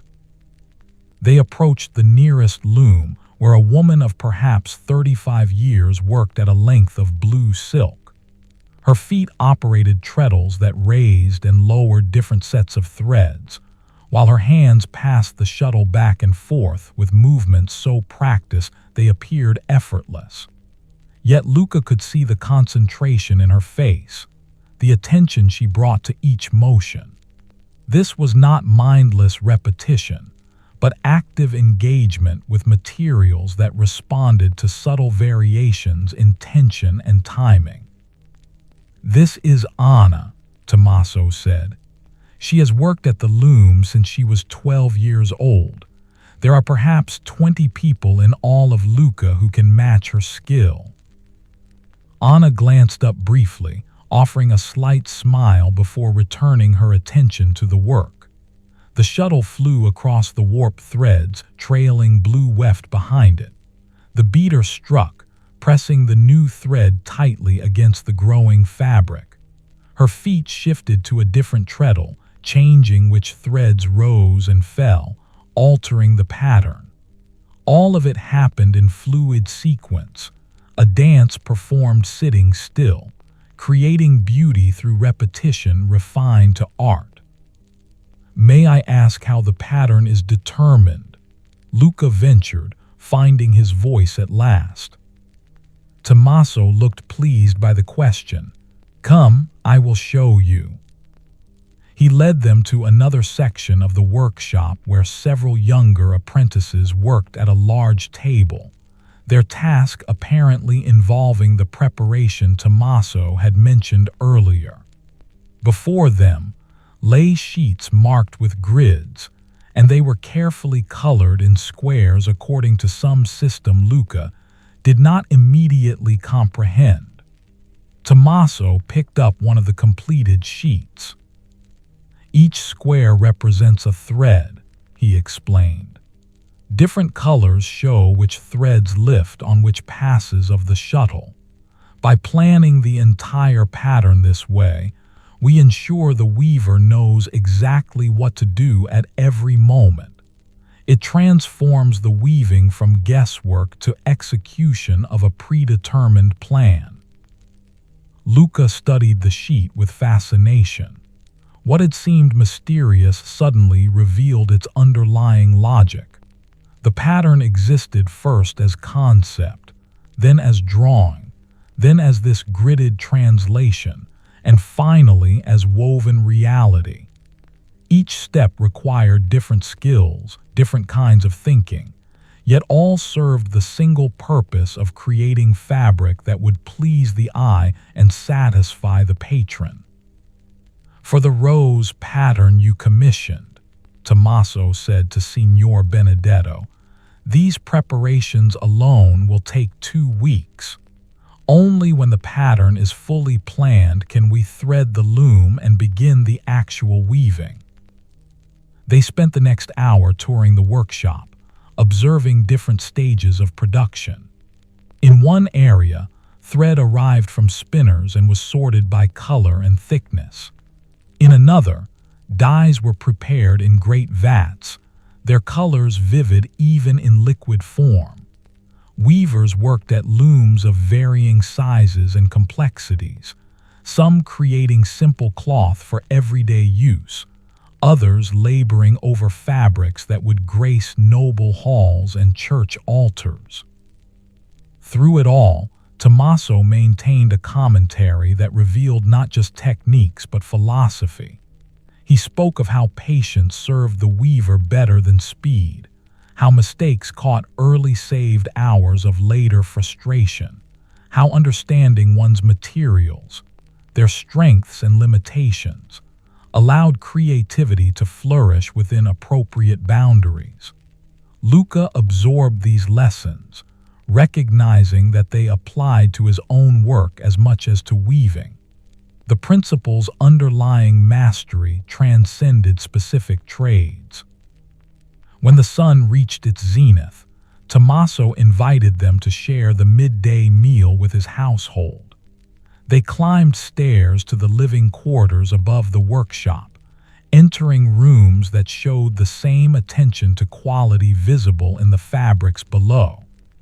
The furnishings were simple but well-made, the space clean and orderly, the atmosphere one of comfortable prosperity earned through skilled labor. Tommaso's wife, Madonna Margherita, greeted them with gracious hospitality. She was a woman of similar age to her husband, with silver hair braided and coiled beneath a linen coif, and hands that moved with the same purposeful economy her husband displayed. She had prepared a meal of roasted chicken with rosemary, bread still warm from the oven, early greens from their garden dressed with oil and vinegar, and cheese from a farm in the hills beyond the city. They gathered around a table near a window overlooking the street, and conversation flowed easily between bites. Tommaso asked about Florence, about the state of trade there, about mutual acquaintances in the textile business. Signor Benedetto inquired about Luca's silk industry, about new techniques being developed, about the health of the city's economy. Luca mostly listened, content to observe these two masters exchanging information and perspectives earned through decades of experience. Madonna Margherita proved equally knowledgeable about the textile trade. She had grown up in a weaver's household and understood the business as thoroughly as her husband. When she spoke of the challenge of acquiring quality thread, or the difficulties of maintaining skilled workers, or the delicate balance between artistic ambition and commercial reality, she did so with authority born of lived experience. Luca realized that successful enterprises often depended on partnerships, where both husband and wife contributed essential skills. After the meal, Tommaso suggested that Luca might spend the afternoon in the workshop, observing and perhaps trying his own hand at simpler tasks, while he and Signor Benedetto finalized the contract for the rose brocade.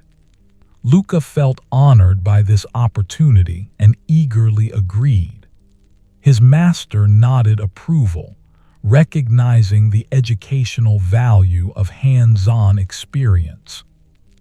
Descending to the workshop once more, Luca found himself placed under the guidance of a young apprentice named Piero, a boy of perhaps 15 years with quick hands and a ready smile. Piero had been assigned to wind bobbins with thread, a task requiring attention but not years of training, suitable for a visitor unfamiliar with the workshop's more complex operations.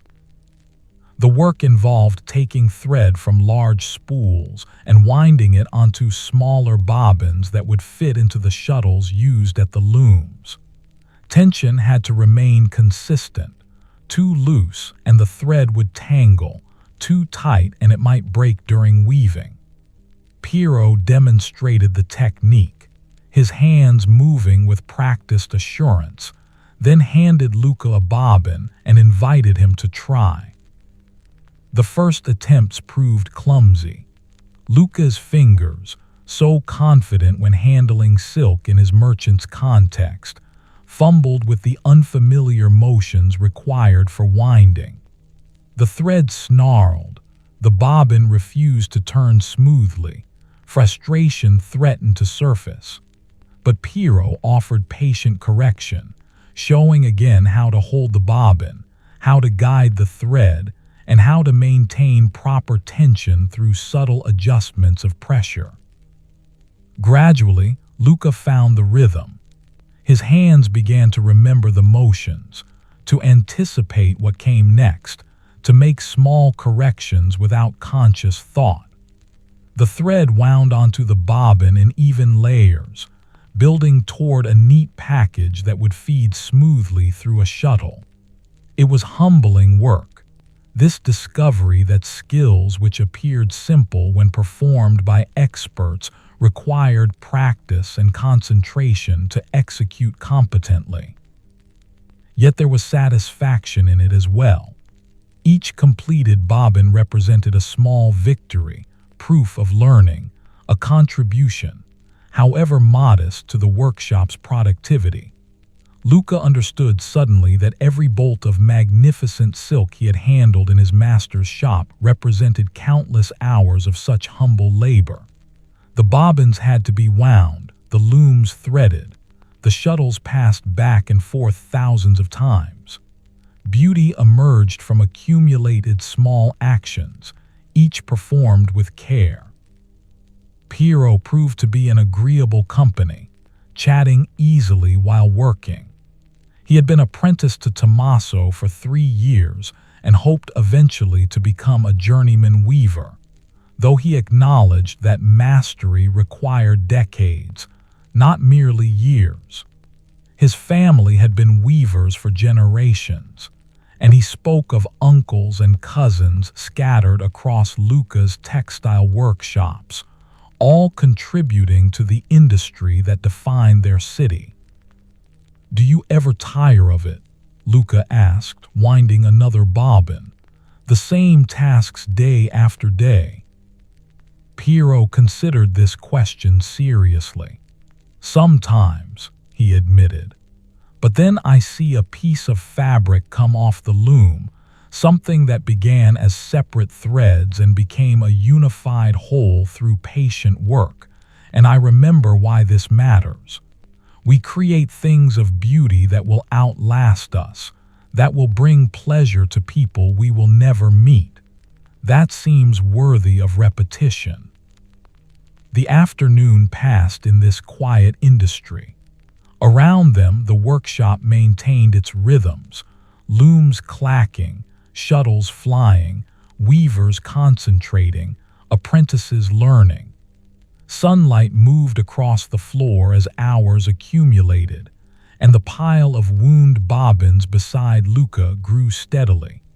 His fingers developed a slight ache from the unfamiliar motions, but he welcomed it as evidence of honest labor. When Signor Benedetto and Tommaso finally emerged from their meeting, both men wore expressions of satisfaction. The contract had been agreed upon, terms settled to mutual benefit, the foundation laid for a collaboration that would produce something worthy of a Medici commission. They found Luca still at work with the bobbins, and Tommaso nodded approval at the neat stack his visitor had completed. "You have a feel for it," the master weaver observed. "The tension is consistent, the layers even. With practice, you might still make a weaver."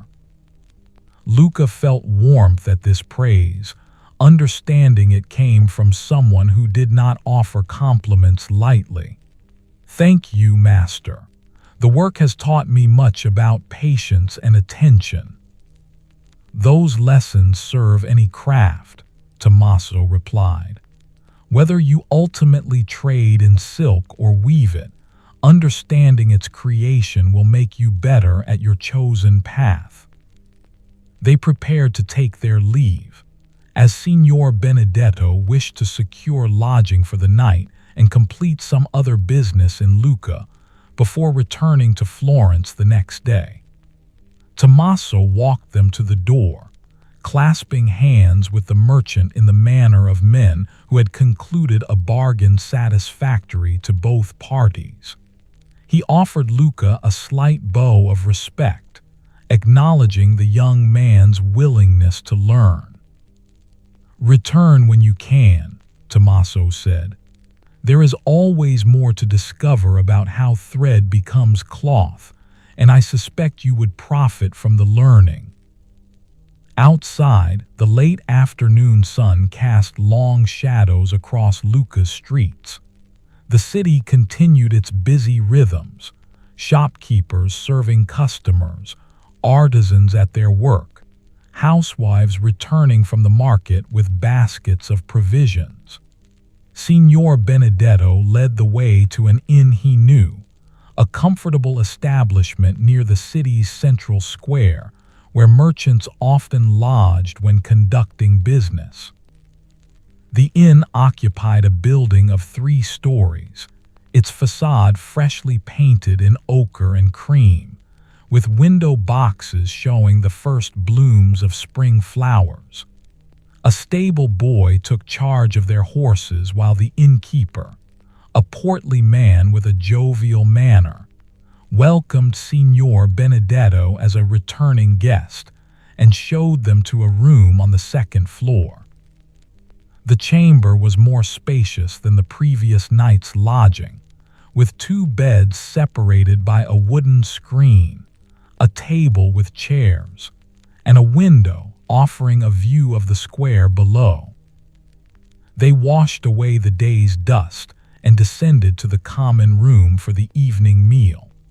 The inn's clientele appeared prosperous, merchants primarily, along with a few local notables and what might have been a minor noble traveling with his retinue. The atmosphere was more refined than the previous night's establishment. Conversation conducted at moderate volume. Wine served in ceramic cups rather than wooden ones. The meal reflected this quality. Roasted veal with herbs, pasta in a sauce of cream and cheese, vegetables prepared with garlic and oil, fresh bread with a fine crust, and a wine that Signor Benedetto pronounced excellent after his first sip. Luca ate with appreciation, recognizing that his master was celebrating the successful conclusion of business, the securing of a commission that would benefit both their house and Tommaso's workshop. "What did you think of the master weaver?" Signor Benedetto asked between courses.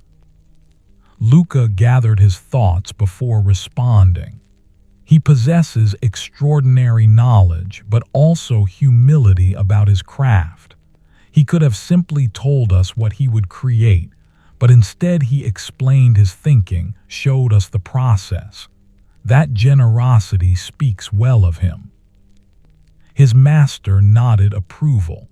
Tommaso understands that knowledge shared increases in value rather than diminishing. He trains apprentices well, and many who learned in his workshop now run successful operations throughout Tuscany.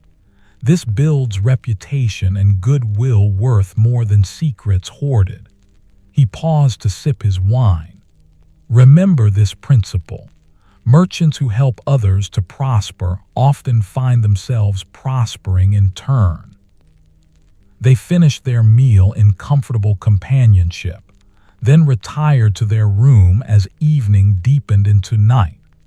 Luca found himself pleasantly tired, the kind of fatigue that comes from a day filled with new experiences and useful learning. He prepared for sleep while his master reviewed some documents by candlelight, making notes with a small quill he carried for such purposes. The room's window stood open to admit the night air, and through it came the sounds of Luca settling toward rest, distant voices, the bark of a dog, church bells marking the hour for compliance. The quality of these sounds differed subtly from Florence's evening chorus, yet they conveyed the same essential message. A city of people going about their lives, sheltered within walls, connected by shared space and common rhythms. Luca lay in his bed watching candlelight flicker against the ceiling.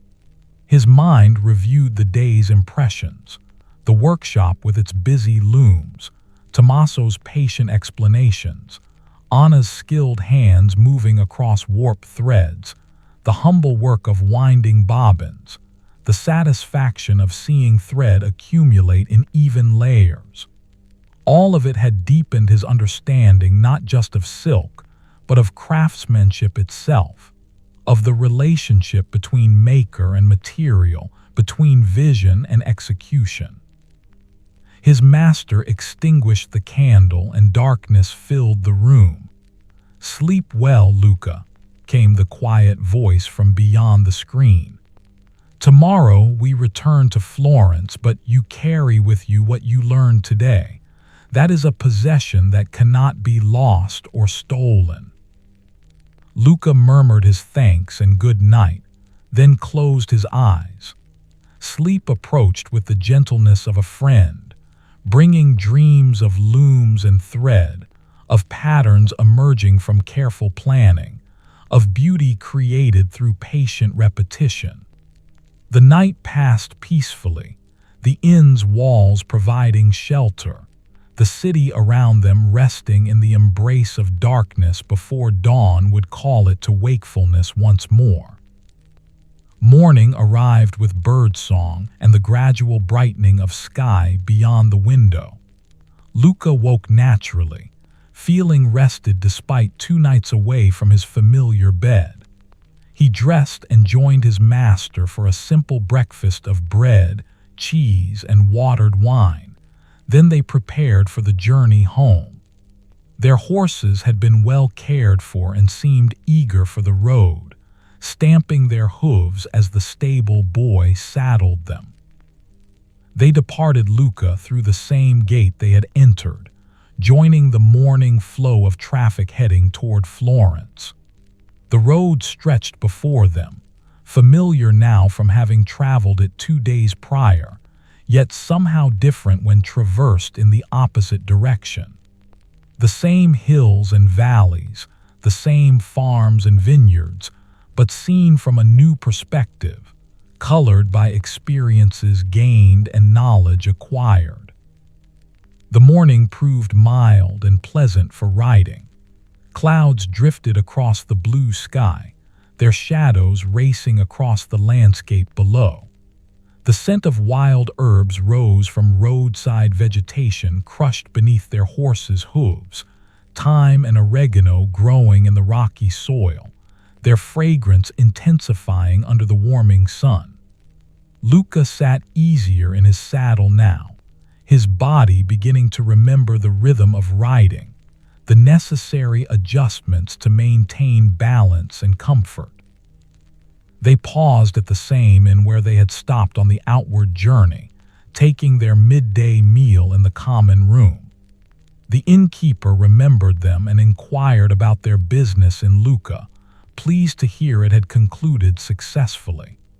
The food tasted familiar after only 2 days, the same hearty stew, the same crusty bread. Yet Luca found comfort in this familiarity, a reminder that even in travel, certain reliable elements persisted. The afternoon's ride carried them through a country that now felt less foreign, as if the land itself had become slightly more known through their passage. They overtook farmers driving carts laden with goods for Florence's markets, exchanged greetings with other travelers, watched birds wheel overhead in patterns that seemed choreographed, yet emerged spontaneously from individual choices. Signor Benedetto spoke occasionally of plans for the coming months, the Venetian silk shipment's arrival, the preparations for the spring guild exhibition, other commissions he hoped to secure through connections and reputation. But much of the journey passed in companionable silence, both men absorbed in their own thoughts, content to let the steady rhythm of hoofbeats provide the only necessary conversation. As the sun descended toward the western hills, Florence appeared before them, its walls and towers silhouetted against the golden light, the great dome of the cathedral rising above all else like a benediction over the city. Luca felt his heart lift at the sight. Luca had been fascinating, the journey educational, but Florence was home, the place where his life and work unfolded, where he belonged. They passed through the city gates as twilight gathered, joining the flow of people returning from fields and markets, from workshops and business meetings, all converging on the city that sheltered them.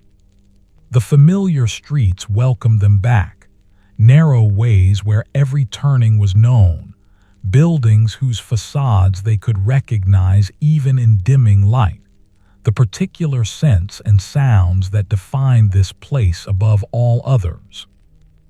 When they reached the house, Madonna Lucia emerged to greet them with evident relief, as if she had worried despite knowing worry served no purpose. Giorgio helped stable the horses while Luca and his master carried their belongings inside. The house felt welcoming in its familiarity. The courtyard with its trickling fountain, the kitchen with its hearth fire, the storage rooms above with their precious inventory of silks and wool. The household gathered for the evening meal, and Signor Benedetto recounted the journey's highlights for his wife and daughters. He described Tommaso's workshop, the skilled weavers at their looms, and the complexity of creating the rose brocade pattern. Madonna Violante listened with interest, asking questions about the master weaver's wife, about their home, about the quality of Luca's markets. The daughters wanted to know if Luca had been frightened riding horses, if he had seen any wild animals, if Luca's churches were as beautiful as Florence's. Luca answered their questions with good humor, finding himself enjoying the telling almost as much as the original experience. He spoke of winding bobbins, of watching Anna's hands move across the loom, of the way sunlight-illuminated threads stretched taut on wooden frames. His descriptions brought the workshop to life for those who had never seen it, translating visual memories into words that conveyed not just what he had witnessed, but what he had felt in witnessing it. After the meal, Luca climbed to the room he shared with Giorgio. His roommate had managed the shop competently during their absence and reported that several customers had made purchases, though nothing requiring special expertise. The inventory remained in good order, and Madonna Lucia's husband had proved helpful in handling transactions. All had proceeded smoothly, which Luca found both reassuring and slightly humbling. The realization that work continued even in one's absence, that no individual was entirely indispensable. He unpacked his traveling bag, returning items to their proper places, then settled onto his bed with the borrowed book on silk trade. 2 nights away from reading had made him eager to return to the merchant's observations about eastern lands. He opened to his marked place and continued where he had left off, absorbing descriptions of caravans crossing mountain passes, of negotiations conducted through interpreters, of the challenges and rewards of long-distance commerce. The words on the page took on new meaning after visiting Tommaso's workshop.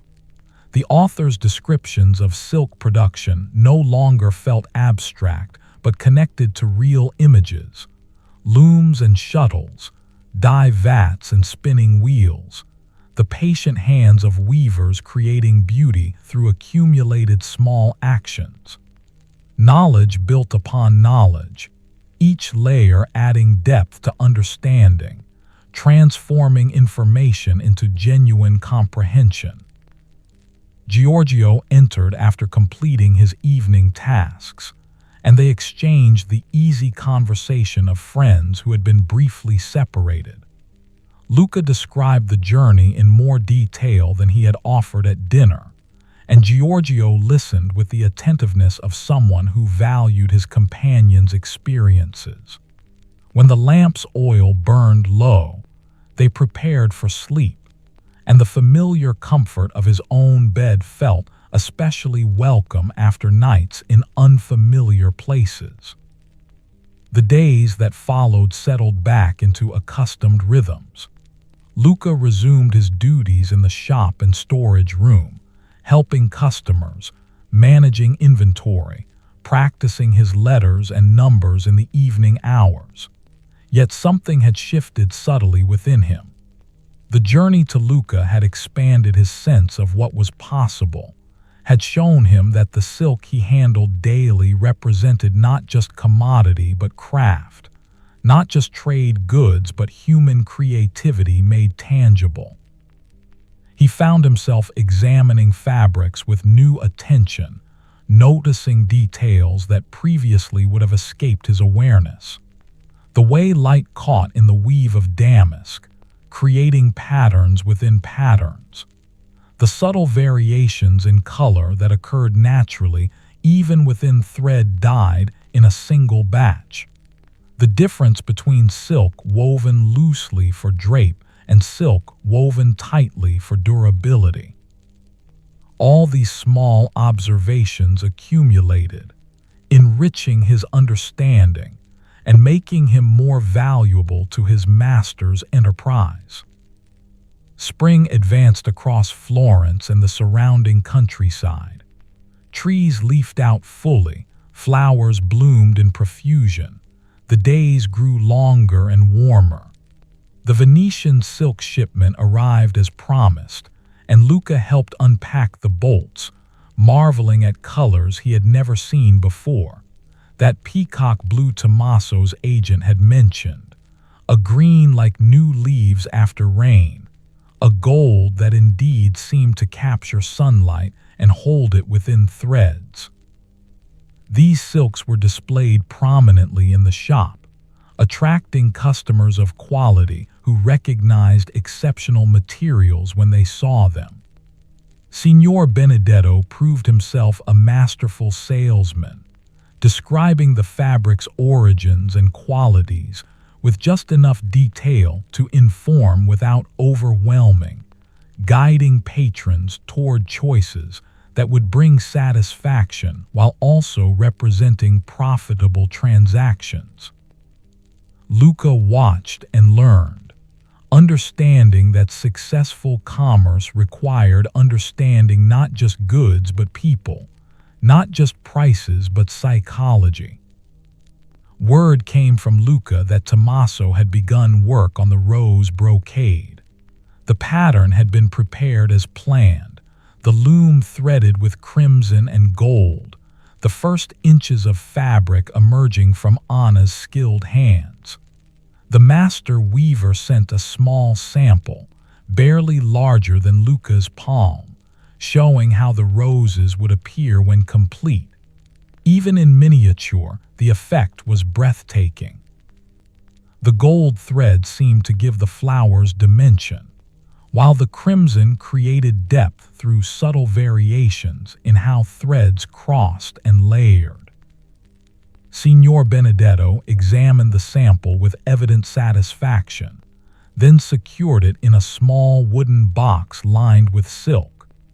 This would be shown to the Medici agent when the time came to confirm progress, proof that Tommaso was creating something worthy of his reputation and the commission's substantial cost.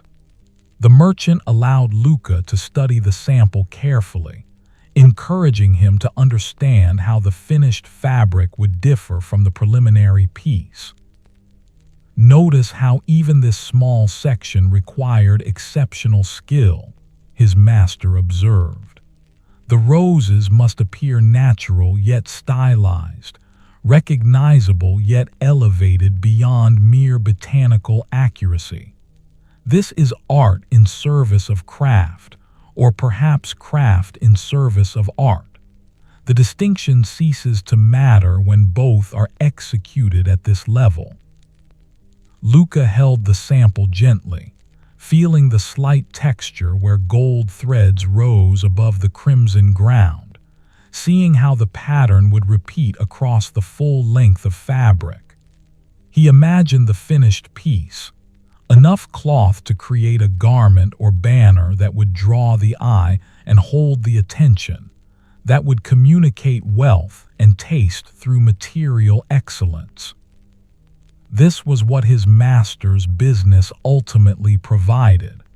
Not just fabric, but the means for patrons to express identity and aspiration through what they wore or displayed. The weeks accumulated into a month, then 2 months. The rhythm of work continued its reliable pattern, opening the shop each morning, tending customers throughout the day, managing inventory, closing the shutters each evening. Yet within this regularity, small variations provided interest and prevented monotony. New shipments arrived, bringing fabrics from other regions. Different customers appeared, each with particular needs and preferences. Seasons shifted, bringing changes in temperature and light that altered how the shop felt and what goods were most sought. Luca continued his studies in the evening hours, reading the borrowed book until he had absorbed all it contained, then moving on to other texts his master lent him. He practiced his letters until his handwriting achieved a consistency and clarity that pleased Signor Benedetto. He learned to calculate complex transactions quickly, to estimate quantities needed for various garments, to assess quality through touch and sight alone. On Sundays, he visited his family as had become his custom. His mother's health had improved fully with the passage of time and warmer weather, and she greeted him each week with the same fierce embrace and immediate offer of food. His father continued his work with wool, his hands perpetually carrying the lanolin smell of raw fleece, his manner as quiet and steady as ever. They asked about his work, listened to his descriptions of customers and fabrics, and expressed pride in his growing expertise. Luca's younger sister, Lucia, named for the saint his mother particularly revered, had begun helping their mother with household tasks, showing the same capable efficiency that seemed to run in their family. At 13 years old, she had grown taller since Luca had last truly noticed, no longer a child but not quite a woman either, standing at that threshold between stages of life.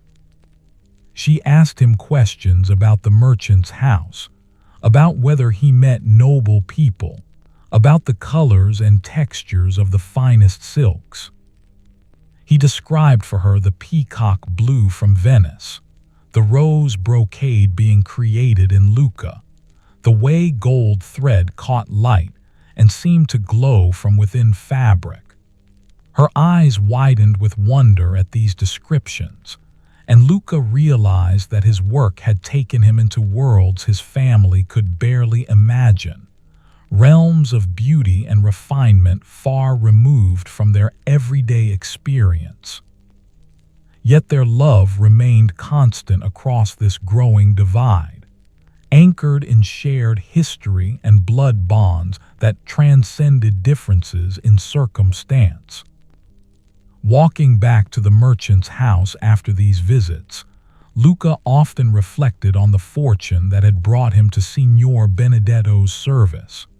Without this apprenticeship, he would likely have followed his father into wool carding, honest work, but offering little opportunity for advancement or education.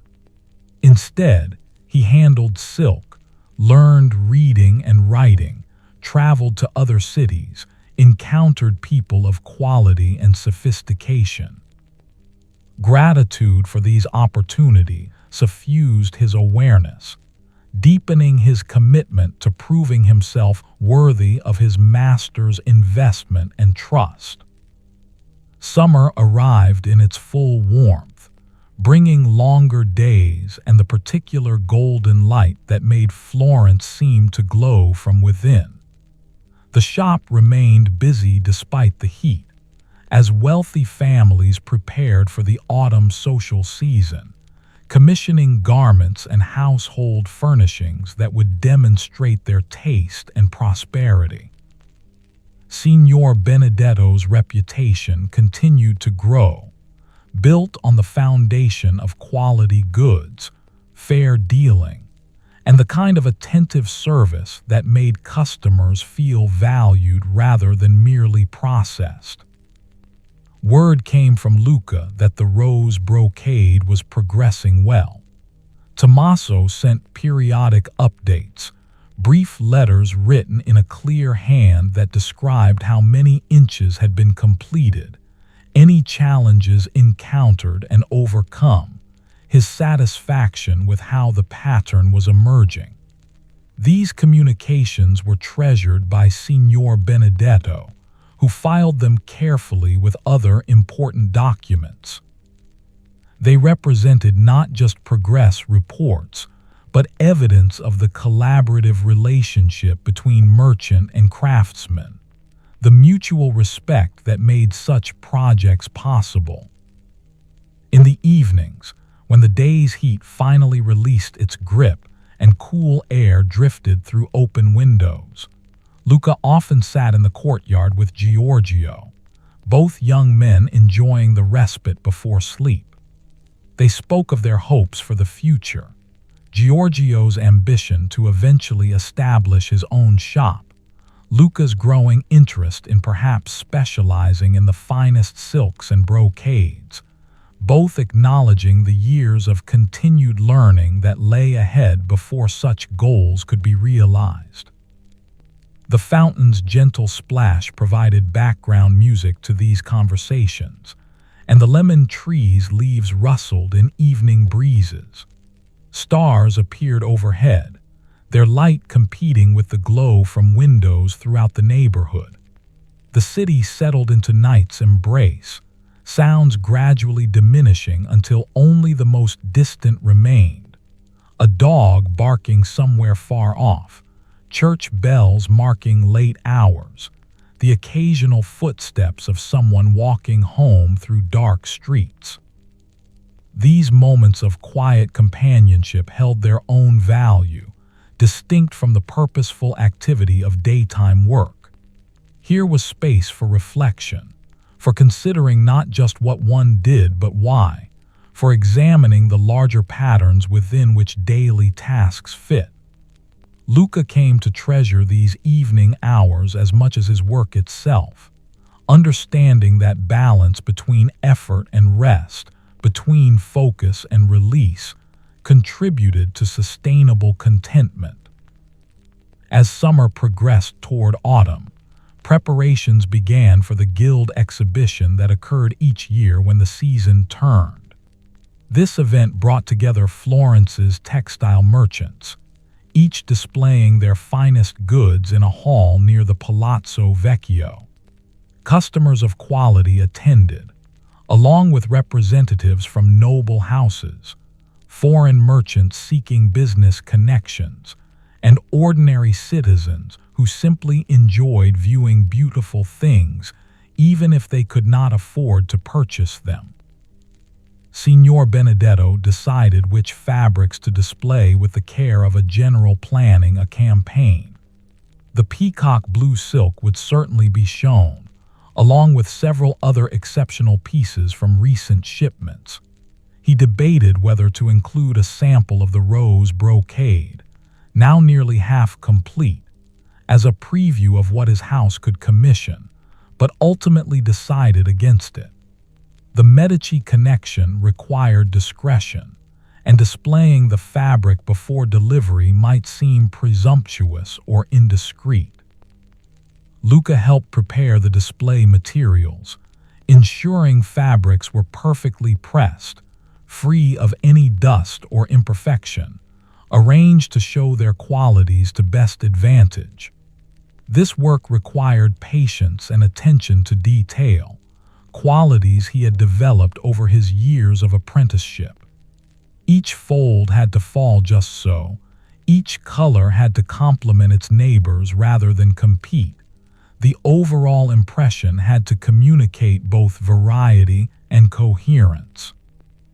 Giorgio assisted with the physical labor of transporting goods to the exhibition hall, carefully loading bolts of fabric into a cart and driving it through Florence's streets to the designated location. Setting up their display space took most of a day, arranging fabric frames, positioning samples where light would strike them optimally, creating an environment that invited customers to approach and examine while also maintaining appropriate dignity and reserve. When the exhibition opened, the hall filled with people moving from one merchant's display to another, examining goods, asking questions, making mental notes about what they might purchase later. Signor Benedetto stood ready to engage serious customers, while Luca and Giorgio handled more casual inquiries and prevented anyone from handling the fabrics too roughly. The atmosphere combined commerce with festivity, business with social interaction, creating an event that served multiple purposes simultaneously. The peacock blue silk attracted considerable attention, as Signor Benedetto had anticipated. Several patrons expressed interest in purchasing lengths of it, and negotiations began that would extend beyond the exhibition itself. Other fabrics also drew admiration, and by the time the event concluded 3 days later, the merchant's house had secured commitments worth more than the previous month's total sales. Returning home after the exhibition's final day, exhausted but satisfied, Luca felt he had participated in something significant. The event had demonstrated that their work mattered beyond immediate transactions, that it contributed to Florence's reputation for excellence in textile arts, that their small enterprise formed part of a larger tapestry of commerce and culture that defined the city's identity. Autumn arrived with its characteristic gentleness, the fierce heat of summer gradually yielding to milder days and cool evenings. The light changed quality, becoming softer and more golden, casting longer shadows that stretched across Florence's streets and squares. Leaves on the trees in the courtyard began to show hints of yellow and russet, and the air carried new scents. Wood smoke from hearth fires rekindled against the evening chill, the earthy smell of fallen leaves, the particular crispness that accompanies the season's turning.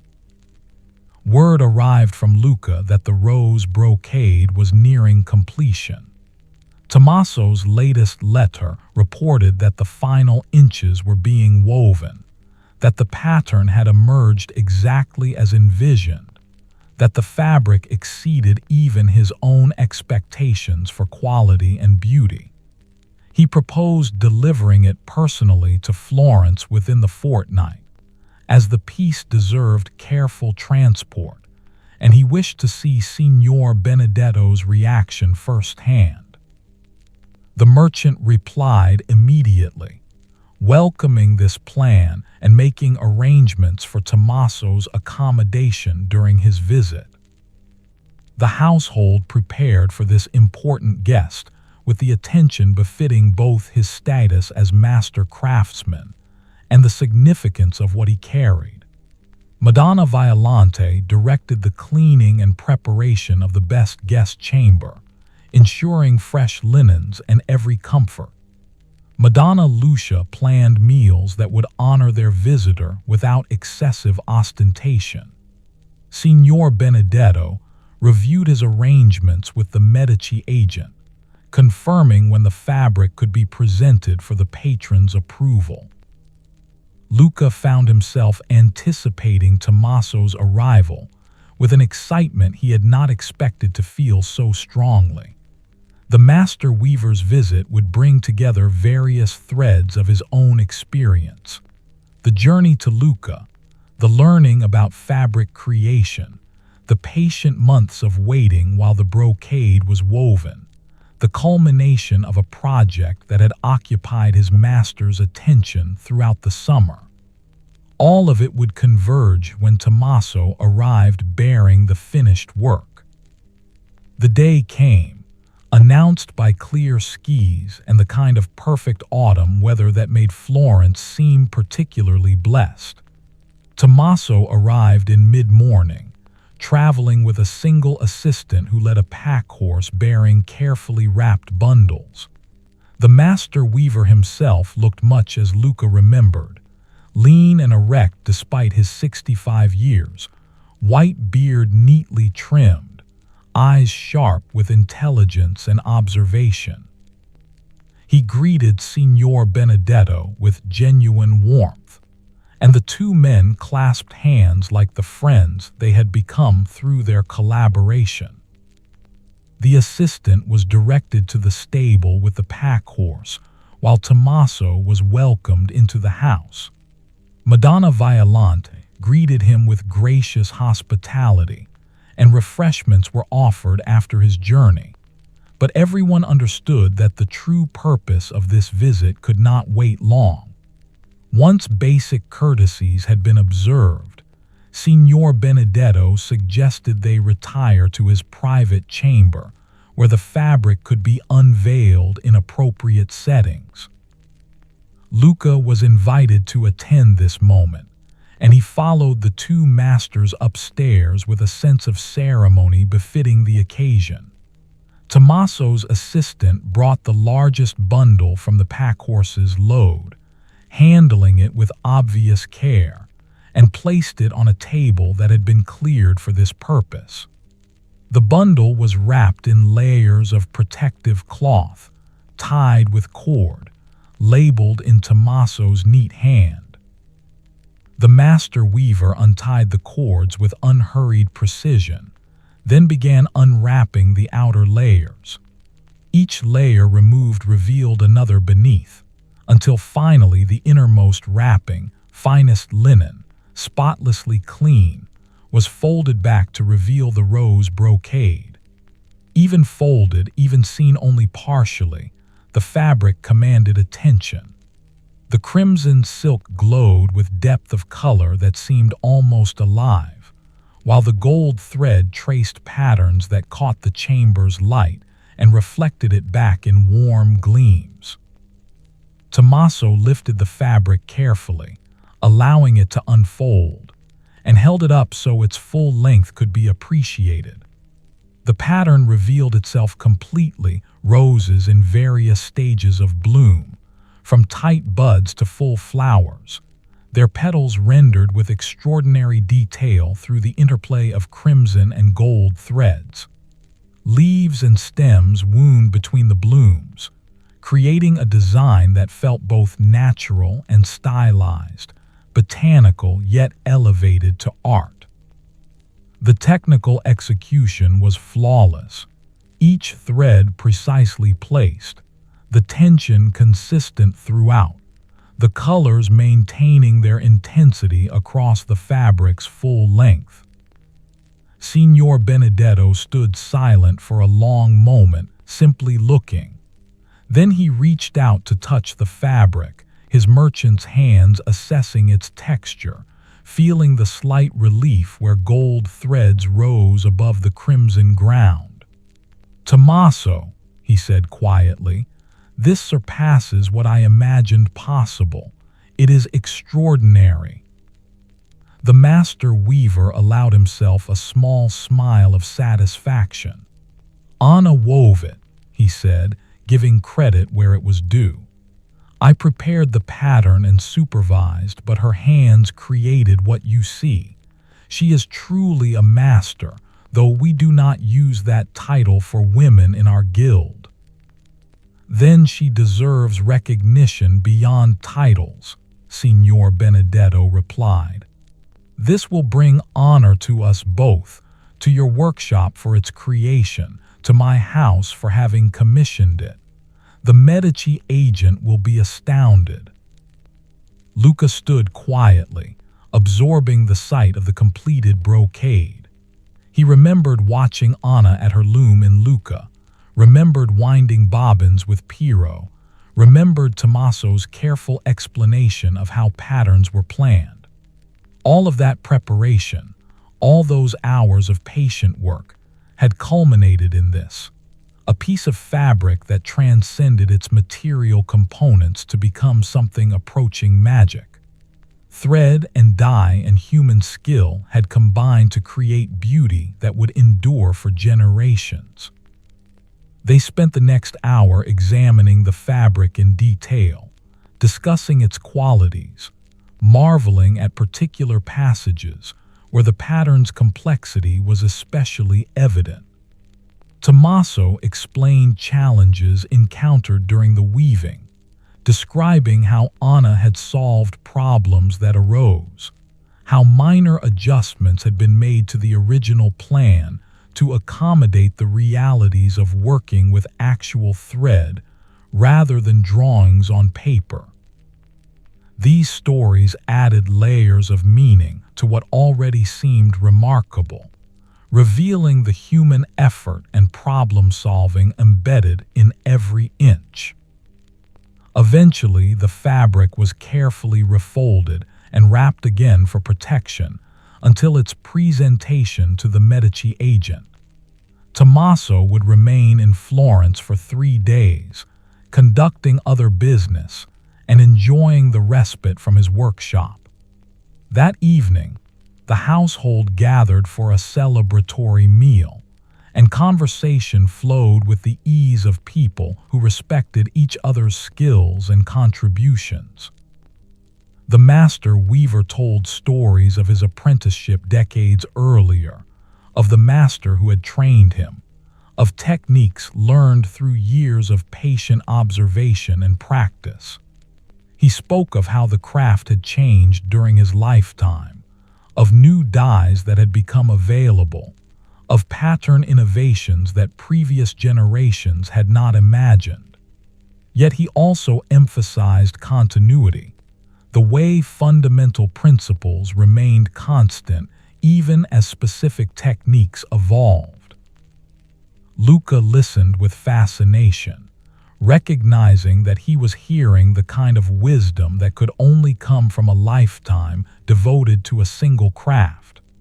Tommaso spoke not just of weaving, but of the philosophy underlying all skilled work, the importance of patience, the value of understanding one's materials, the satisfaction that came from creating something of lasting beauty, the humility required to continue learning even after achieving mastery. The daughters, Francesca and Giulia, sat wide-eyed throughout the meal, captivated by this visitor who had created something they had heard their father praise with unusual enthusiasm. When Tommaso described how the roses in the brocade seemed to emerge from the background through careful gradations of thread placement, Francesca asked if she might see the fabric herself. Her father promised she would later, when it was unwrapped for a final inspection before delivery to the Medici agent. Madonna Violante engaged Tommaso in conversation about his wife, about Luca's daily life, about the running of a household connected to a workshop. She was interested in the practical details of managing such an enterprise, how many apprentices and journeymen required feeding, how one balanced domestic needs against the demands of business, how wives of craftsmen supported their husbands' work while maintaining their own spheres of authority and responsibility. After the meal, as evening settled over Florence, Signor Benedetto invited Tommaso to the courtyard where they could enjoy the mild air and continue their conversation. Luca was included in this gathering, along with Giorgio, and the 4 men sat near the fountain while darkness gathered overhead and stars began their nightly appearance. The conversation drifted across various topics: the state of trade, changes in fashion, rumors of political developments, observations about human nature learned through decades of commerce and craft. "I have been thinking," Tommaso said at one point, addressing Luca directly, "about what you might do once your apprenticeship concludes. Have you considered specializing in commissioning fine fabrics rather than simply trading in what already exists?" Luca had not articulated this thought clearly to himself, yet Tommaso's question crystallized something that had been forming gradually in his awareness. "I have wondered about that," he admitted. "Seeing how the rose brocade was created, understanding the collaboration between your vision and Anna's execution, it seems there might be value in someone who can bridge the world of merchants and the world of craftsmen." "Exactly so," Tommaso said with satisfaction. "Merchants who understand creation can commission work that truly serves their patrons' needs. They can speak knowledgeably about what is possible, about how design choices affect cost and timeline, about the difference between adequate and exceptional. This knowledge makes them valuable beyond mere trading." Signor Benedetto nodded thoughtfully. "I have been considering something similar. Luca has the temperament for such work, patient enough to deal with craftsmen, personable enough to understand patrons, knowledgeable enough to assess quality. It would require additional training, perhaps spending time in various workshops beyond Tommaso's, but the foundation has been well laid." These words, spoken by his master in the presence of such a respected craftsman, filled Luca with gratitude and determination. Here was validation that his work had been noticed, that his potential was recognized, that a path forward existed that would allow him to build on what he had learned. He felt the weight of responsibility that accompanied such recognition, the obligation to prove himself worthy of the investment others were making in his future. The evening deepened, and eventually Tommaso retired to his chamber while the household settled toward sleep. Luca lay in his bed listening to the familiar sounds of the house at night, the creak of settling wood, the distant murmur of voices from the street, Giorgio's steady breathing from the other bed. His mind turned over the day's events, the sight of the completed brocade, the conversations about his future, the sense that his apprenticeship was gradually approaching its conclusion, and something new would follow. The next day brought more mundane activities. Tommaso visited other merchants he knew in Florence, conducting business that had accumulated during the months focused on the brocade. Luca and Giorgio managed the shop as usual, though Signor Benedetto was often absent, attending to arrangements for the fabric's presentation to the Medici agent. The household continued its regular rhythms, yet everything felt subtly different, charged with anticipation of what would come when the patrons saw what had been created for them. On the third day of Tommaso's visit, the moment arrived. The Medici agent, a dignified man of middle years named Sir Luca, who handled such commissions for his employers, came to the merchant's house by prior arrangement. The rose brocade was brought to Signor Benedetto's private chamber, where afternoon light through the windows would show it to best advantage. The merchant, the weaver, the agent, and young Luca as witness gathered for this unveiling. Tommaso performed the unwrapping as he had days before, revealing the fabric in stages that built anticipation. When finally the brocade lay displayed in its full length, Sir Luca leaned forward to examine it closely. His face, schooled by years of evaluating luxury goods for demanding patrons, showed genuine surprise and pleasure. He touched the fabric carefully, feeling its texture, studying how the pattern had been executed, noting the consistency of quality across its entire length. "This is exceptional work," he said simply. I have seen many fine fabrics commissioned for the family I serve, but this ranks among the very finest. The patron will be extremely pleased." He turned to Tommaso. "Master Weaver, your reputation is well deserved. And Signor Benedetto, your judgment in selecting Tommaso for this commission shows why your house has risen in esteem." The formal language barely concealed the agent's genuine appreciation. A successful outcome satisfied everyone. The patron would receive something worthy of their status and payment. The merchant gained reputation and profit. The craftsman's skill was recognized and compensated, and the agent had fulfilled his duty with distinction. All parties to the transaction benefited, which was the ideal outcome of well-conducted commerce. Payment was arranged through letters of credit, as such substantial sums were rarely handled in actual coins.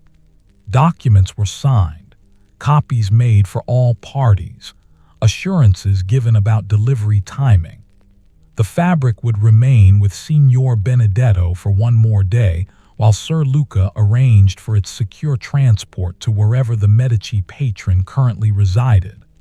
Throughout these negotiations, both merchants and craftsmen maintained the dignified bearing of men who knew their worth, but did not boast of it. When Sir Luca departed, carrying with him the documents but leaving the fabric temporarily in Signor Benedetto's custody, the merchant and weaver shared a moment of quiet satisfaction. They had set out months earlier to create something worthy of the Medici family's commissioning, and they had succeeded. The collaboration between their different but complementary skills had produced results that justified the time and effort invested. That evening, Signor Benedetto kept his promise to his daughters, carefully unwrapping the brocade one final time so Francesca and Giulia could see what their father's business had helped bring into existence. The girls approached the fabric with appropriate reverence, their young faces showing wonder at the roses rendered in crimson and gold, at the way light played across the surface, at the obvious skill required to create such beauty. "Will someone wear this?" Francesca asked, reaching out to touch it with tentative fingers. "Perhaps," her father replied, "or it might become a banner for a chapel, or a covering for an altar, or any of several other purposes. The patron will decide how best to use it. Our role was simply to make its existence possible." The next morning arrived with autumn sunlight streaming through the windows, casting golden light across the merchant's house. Tommaso prepared for his departure back to Luca, his work in Florence completed, his reputation enhanced, his collaboration with Signor Benedetto cemented through successful execution of an ambitious commission. The household gathered to bid him farewell, and the master weaver accepted their good wishes with the quiet dignity that characterized all his actions. Before mounting his horse, Tommaso turned to Luca one final time. "Continue your learning," he said, his weathered hand resting briefly on the young man's shoulder. "You have the temperament for this work, patience combined with genuine curiosity. Those qualities will serve you well, whether you remain a merchant or become something else entirely. The path reveals itself to those who walk it with attention." Luca bowed respectfully, feeling the weight of these words settle into his heart, alongside all the other lessons the master weaver had taught him. He watched as Tommaso and his assistant led their horses through the gate and disappeared into Florence's morning streets, carrying with them the satisfaction of work completed and recognition earned. The days that followed returned to their familiar patterns, yet everything felt subtly transformed. The rose brocade had departed to its patron, but its creation had changed those who participated in bringing it into existence. Signor Benedetto's reputation grew as word spread about the commission, bringing new customers of quality to his shop. Luca found himself entrusted with greater responsibilities, his master recognizing the growth that had occurred through the year's experiences and learning. Autumn deepened its hold on the city and countryside.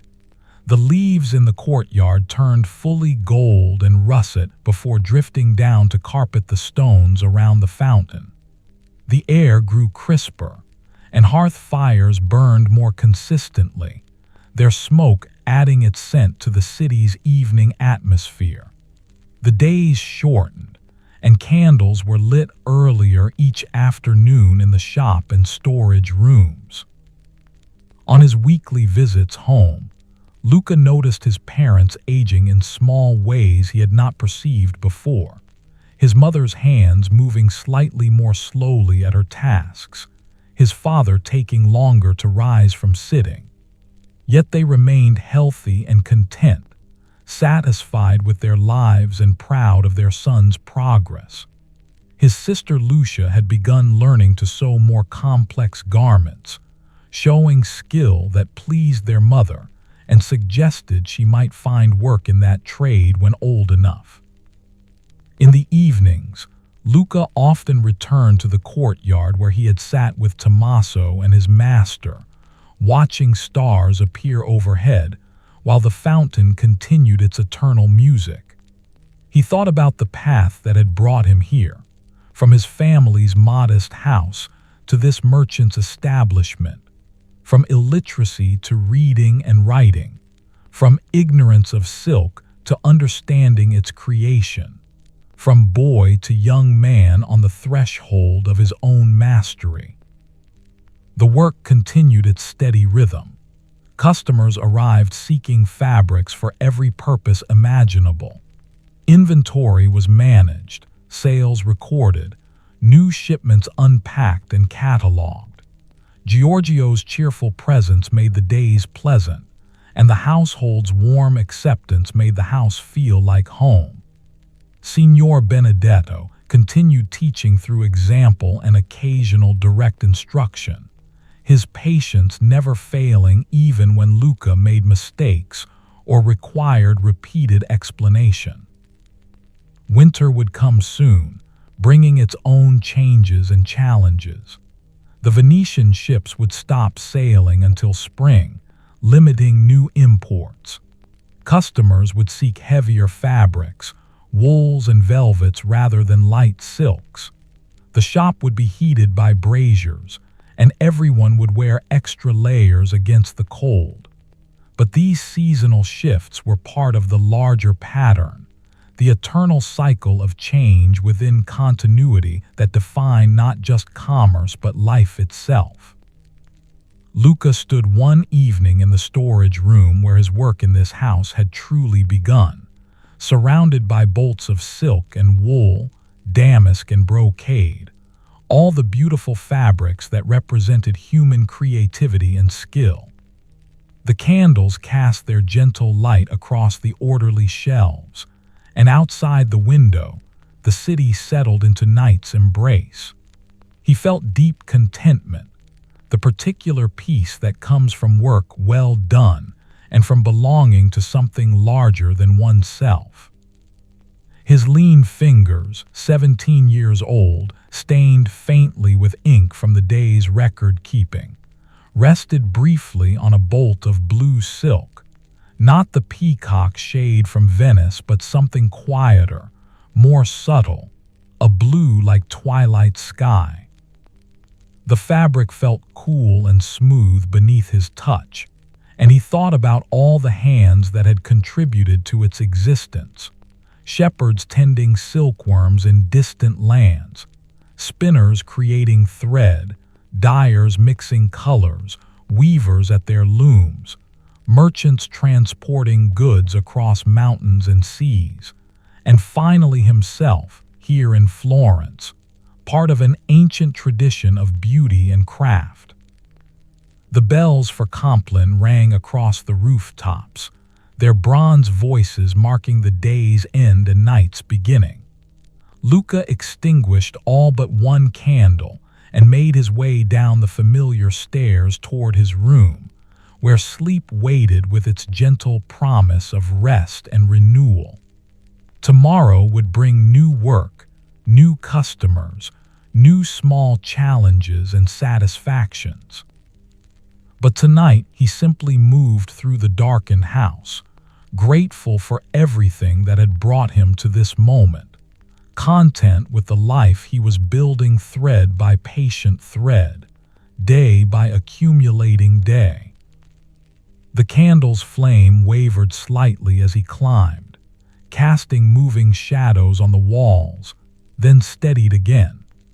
Outside, Florence slept beneath its blanket of stars, its thousands of souls resting within ancient walls, all connected by shared space and common rhythms, merchants and craftsmen, nobles and servants, parents and children, each contributing their part to the great tapestry of human community that made a city more than mere buildings and streets.